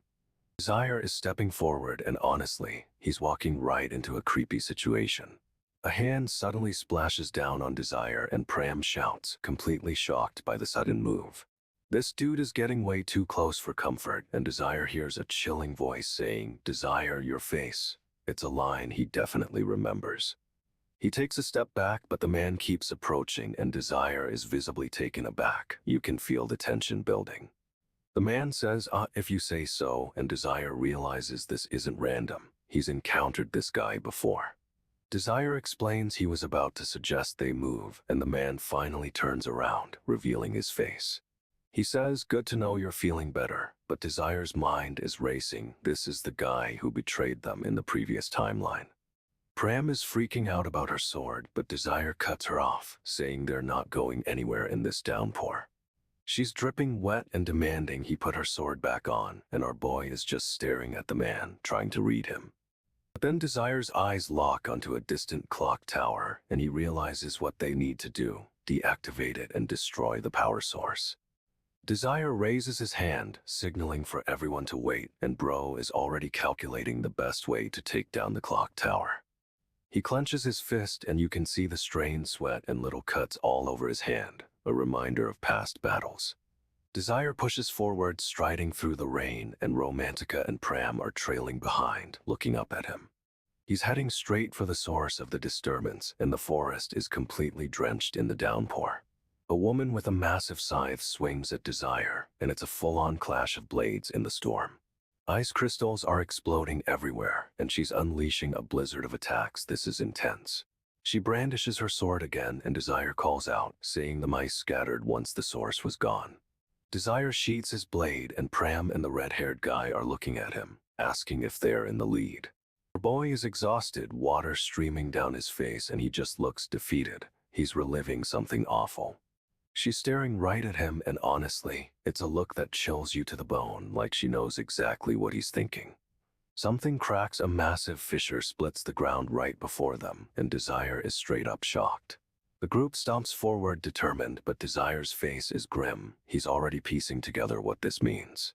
Things are not boding well, he mutters, and honestly, you can feel the weight of the future pressing down on him. Rain lashes down, soaking them all as Desire stares ahead, lost in thought, while Romantica and Pram exchange worried glances. She's fixated on him, and her eyes, they're glowing gold. It's unsettling, and Desire definitely remembers this look.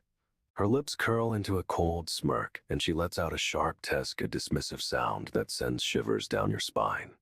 She's assessing him, calculating, and it's clear she's not just some random enemy. This is personal. Suddenly, a figure is kneeling before a man, and Desire's group is right behind them, stepping into the scene. The man stretches, seemingly relaxed, and announces, "Let's get started." It's a chillingly calm declaration. Lightning crackles in the background, illuminating the clock tower, and you just know this is about to go down.